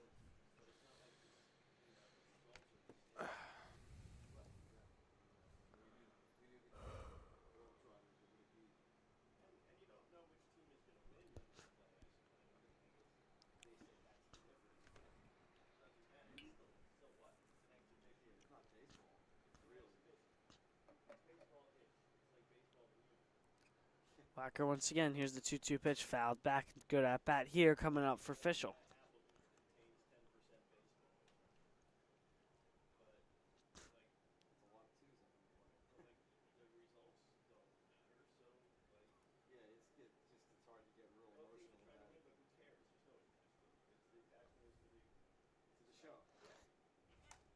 Fouled back again. Wacker doing a better job attacking Fischel, but Fischel's just waving at everything and fouling it back. Yeah, he's doing a good job shortening up here and tapping things foul. Just staying alive in this at-bat, fighting and fighting and fighting. And, you know, that's what kind of can separate teams from the middle of the pack to the upper echelon is how they approach games when they're up 8-2 in the first game of a doubleheader in the sixth inning. They could easily take their foot off the gas here, but still on every pitch, dialed in. Wacker's pitch. This one lined into left field, dying quickly, and it's going to drop foul. Flying into the fence there was Wisman. Fischel's rocking that 2023 Fernando Tatis wood bat. I rocked the same bat back in the day when I was playing baseball. Oh, yeah? Yeah, for some summer tournaments, you need them wood bats, and that was the one I used to rock. It's a good bat. I broke it, sadly. Did you break it when you hit it like 450 dead center? No, practice. I broke it. So it was like a foul ball. Yeah. Okay. Not fun. Happens to the best of us. 2-2 sinker from Wacker is inside. Nice throw down by Simbinos. They're going to say he didn't get him. Wow, I thought he was hosed. He definitely got him. He beat him with the throw, but just not really over there in time was Tolbert. And they pull off the double steal. We've seen a lot of teams try that this year. But Southside is pull it off there. successful as they score their 9th run on the day on the double steal. Runner also safe at second. So now it's 3-2, full count. Pitch fouled away once again by Fischel.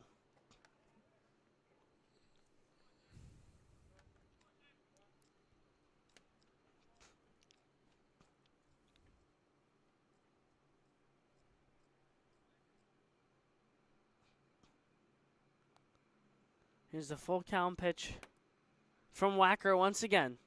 Curveball hit him inside, and that's just the courtesy of a great at-bat by Owen Fischel. That was long and drawn out, but it was a battle. And that's a nice sign from Owen Fischel. What he did there was very professional in the way he approached that. Shortened up, saw every pitch the same way, fouled stuff off. Good at-bat from Owen Fischel for sure. Jake Rivera now coming up, trying to extend this Railers inning. There's 2 dead. Wacker's men on first and second. They've already scored 1 run in the inning on the double steal.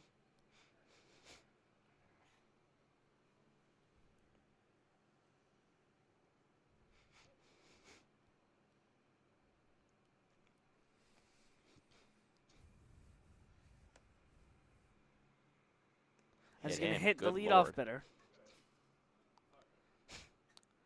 As Wacker's going to load the bases on a first pitch hit by pitch. So he's hit 2 pitches, 2 hit batters. Yeah, that one got him square in the upper back. Number 27, the DH, Luis Beato. Luis Beato now up at the plate, who got things started for the Railers in the first inning. Now let's see what he can do with bases juiced and 2 dead in the 6th.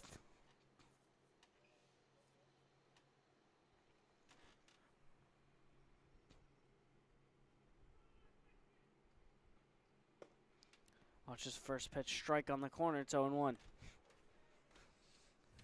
feel like Beato may put a charge into this ball, Luke. I don't know. Yeah, I mean, he doesn't. He's trying to just boost those numbers up. He's 1 for 2. Sees how many he likes. He's going to swing away. Saw right there. There it is. He flails at the 0-1 fastball away. It's 0-2.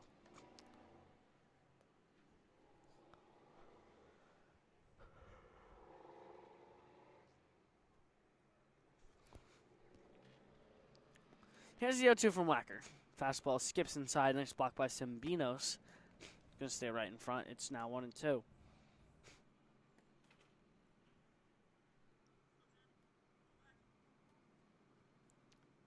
Wacker looking to finally get out of this inning. He's given up 1 in the frame. Here's the 1-2. Strike 3 on the corner, called. Beato can't believe it. Wacker finally able to get out of the inning. But not before the Railers tack on 1 more. It's 9-2, headed to the bottom of the 6th. Caps 3 outs to play with. 6 outs to play with. For the Railers in the 6th, 1 run. Hi, my name is Dr. Philip Glassner. I'm a hip and knee replacement specialist at Mid-Jersey Orthopedics. We're a multi-specialty orthopedic practice with offices in Flemington, Bridgewater, and Washington, New Jersey. We have 18 fellowship-trained specialists to take care of you from your neck down to your toes. We offer conservative management such as bracing, therapy, and injections through surgical interventions as well. Our goal is to keep you active and healthy and get you back in the game. We also offer on-site digital X-ray as well as MRI. We have evening and Saturday morning office hours to assist with convenient appointment times, as well as having walk-in appointments available.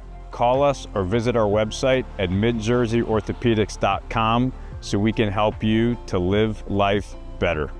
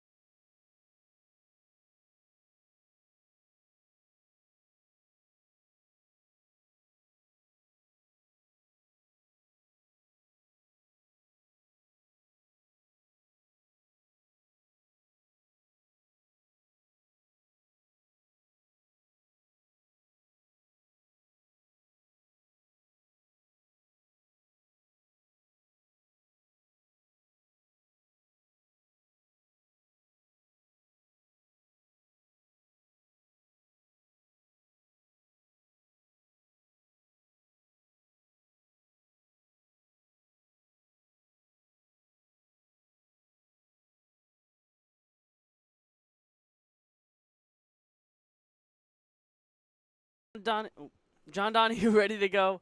Lead off the top of the sixth as he rips this one, headed towards the left center field gap, and it's going to drop in for a base hit. It's going to die pretty quickly, so it's only going to be a single for Donahue. But a nice leadoff single for him, as Mariano issues the leadoff base runners to the Caps in business. Number 15, left fielder Carl Wisman. Carl Wisman ready to go here. Trying to get the Caps moving. They're trailed by 7. See Fowler's first pitch by Mariano back. I mentioned Mariano was very quick to settle down. Came in a little bit of a jam. 2 base runners on, 2 dead after Walker threw 95 pitches on the day. Got the strikeout. So he hasn't had a problem doing anything. This could be a double play ball. Low throw. Picked up. And a nice turn by the Railers defense. It was a low throw by Mariano, but a nice pick over there by Blonde onto Kelly. Double play, so 2 extremely quick outs now for Mariano as there's 2 dead. As Jaden Shin comes back up at the plate. Nice piece of fielding there, really. Deft on his toes. And then firing around. Not a great throw from Mariano to Blonde, but a great pick by the shortstop. Firing on over to first. That's a winning play, and we see why this team hasn't lost a game. As Shin skies this one over into right field. Oncoming is Phillips. That's the quickest half inning we've had all day. Quick 3 outs. Caps only 3 left to play with here, but the Railers are going to get one last chance to hit. They lead 9-2, headed top 7 here at Moody.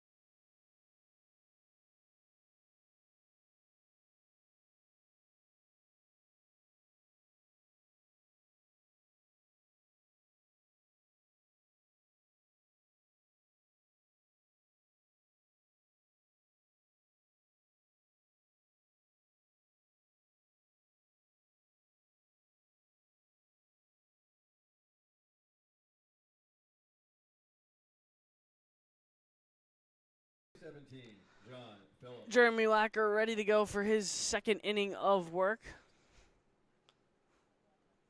Yeah, 27 pitches in that first one.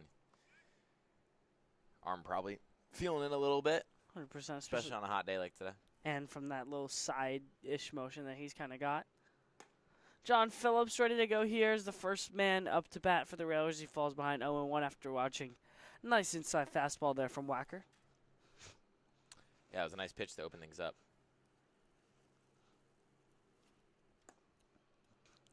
Missed away with that fastball, back even at 1 apiece.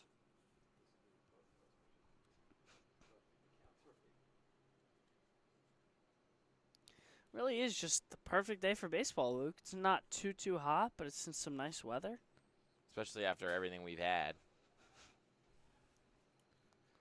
We've had some torrential downpours. Yeah, some we've had some tough dark, cloudy outings. days. No, it's just a great, and it's nice to finally get like a full Saturday in. I know we've also struggled in ECCBL getting Saturday double headers in. Mm-hmm.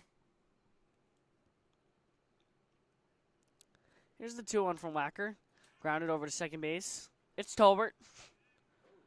Kind of just lobs it over to first base, but it'll be an out nonetheless. So Wacker gets the first out from the ground out. Number 52, So able to pick up his first fielder, one. Braylon Gonzalez. And up steps Braylon Gonzalez once again. Still rocking those sleeves. I don't think he cuts him. I think he just tucks him, which is pretty impressive that they haven't come loose at any point over the course of this one. Even smart, just working on the farmer's stand, playing some baseball with Yeah, with exactly. your friends. I mean, Exactly. what else more could you ask for here at Moody Park?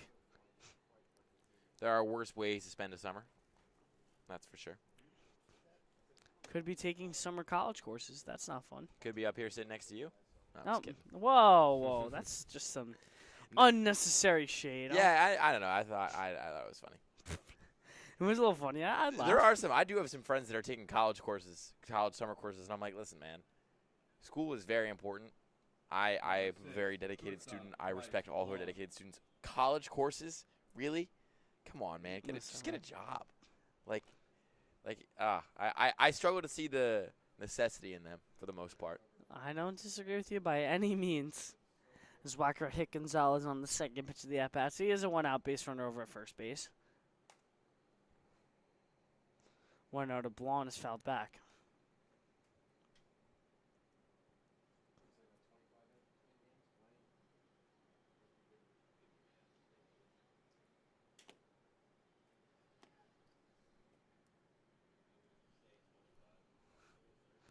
Here's the 0-1. Fastball downstairs.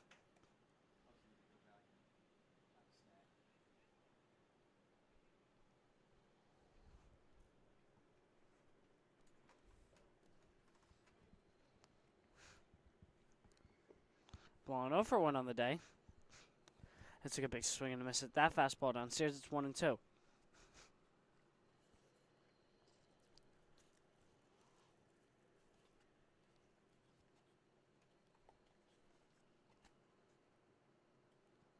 Wacker comes, sets, delivers, miss downstairs, 2-2.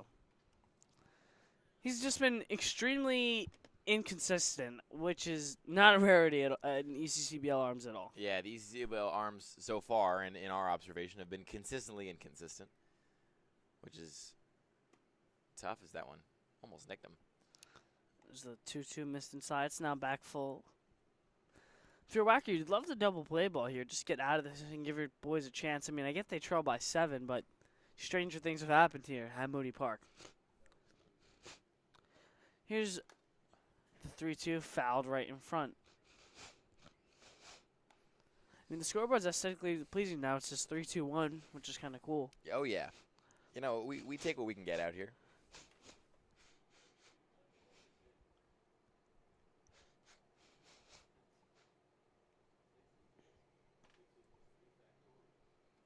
Here's the 3-2 from Wacker. Fastball on the corner, strike 3. Mike Beal liked it.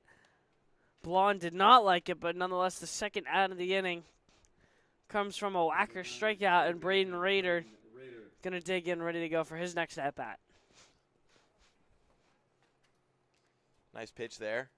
Really good stuff for that from Wacker to, this deep in your pitch count to have someone like that still Still in the arsenal is a welcome change, but hoping they can kind of get out of the game with just him here. They won't have to switch anyone up. Last frame. I think barring, even in total disaster, they'd probably leave him in until he got to that pitch limit. I would think so as well. You obviously have the second game of the doubleheader right after this, so you got to be saving your arms, be cautious. Whacker able to even up the count with that fastball. It's 1-1. Nice frame job there. And Sambinos has had a great game behind the plate defensively. Oh, yeah. He's beaten runners a couple times with throws. One time he didn't get the call because of a tough tag. He's blocked a couple pass balls. He's really having a day down there. That curveball from Whacker just a little bit upstairs.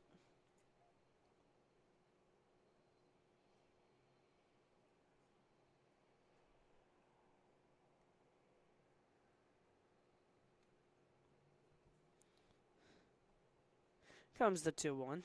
Thrown behind him again. We've seen a lot of that from Whackers when he doesn't really extend that curveball out in front. He throws it behind the hitters. He's done that a lot today.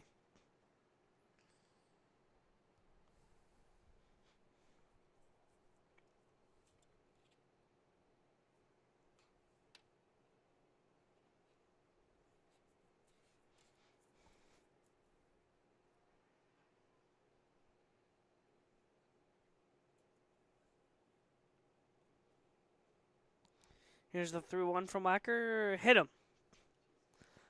So Raider gets hit by the Whacker breaking ball. So it'll be first and second, 2 men out.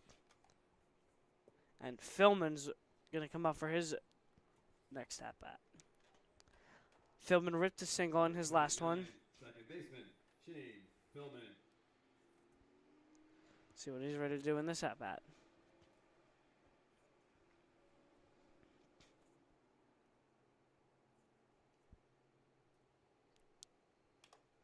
Fouled back off the head of Sambinos.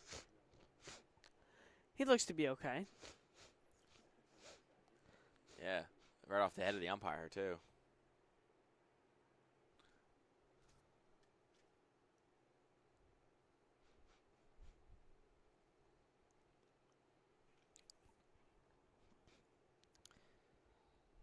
Looks like everyone appears to be okay, though. So we'll resume now. With Philman down a strike in the count.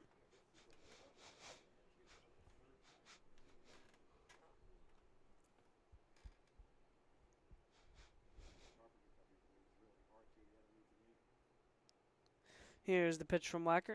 Curveball missed inside. 2-0. Excuse me. 1-1 is the count.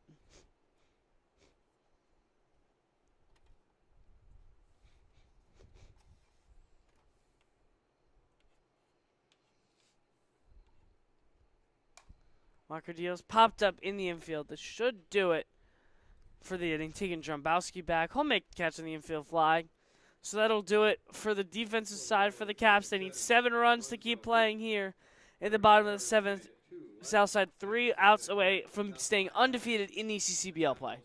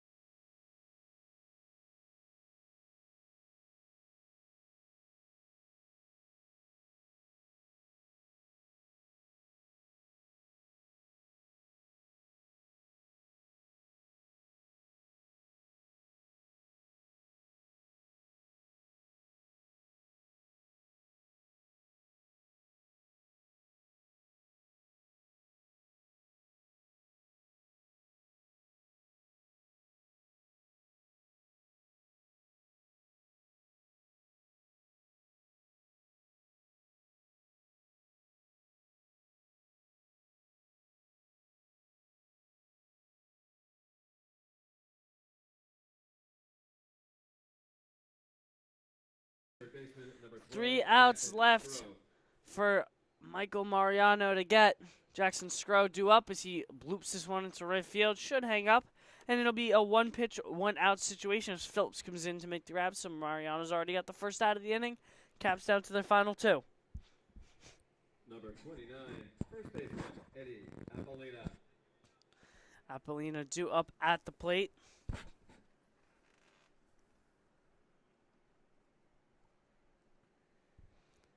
Mariano gets him started with a nice sweeper. It's 0-1. Yeah, just a tale of 2 different stories. The Kings' pitchers were good. They totaled 8 hits on the day, only 1 error all day, and that's just a recipe for success. Nothing else to say. So he hops way ahead on Apolina 0-2 after that foul ball. Yeah, again, consistency has been the name of the game for them, especially defensively and on the pitching, and just on the pitching side of things. Gave up 2 runs to start, but really never felt massively threatened after that moving forward. Did a good job shutting down rallies. As Apolina fans at the slider, it's now 2 outs after the 3-pitch Mariano strikeouts, and the Caps down to their last one as Jake Knapp is going to be their last resort. For Mariano on the corner, strike 1.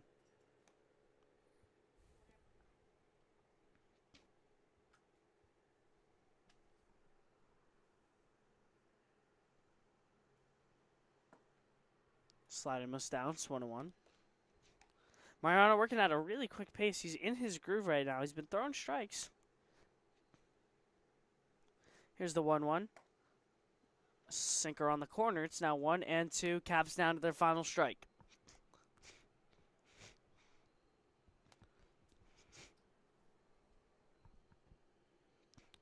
Here's the 1-2 from Mariano. Missed downstairs. It's 2 apiece.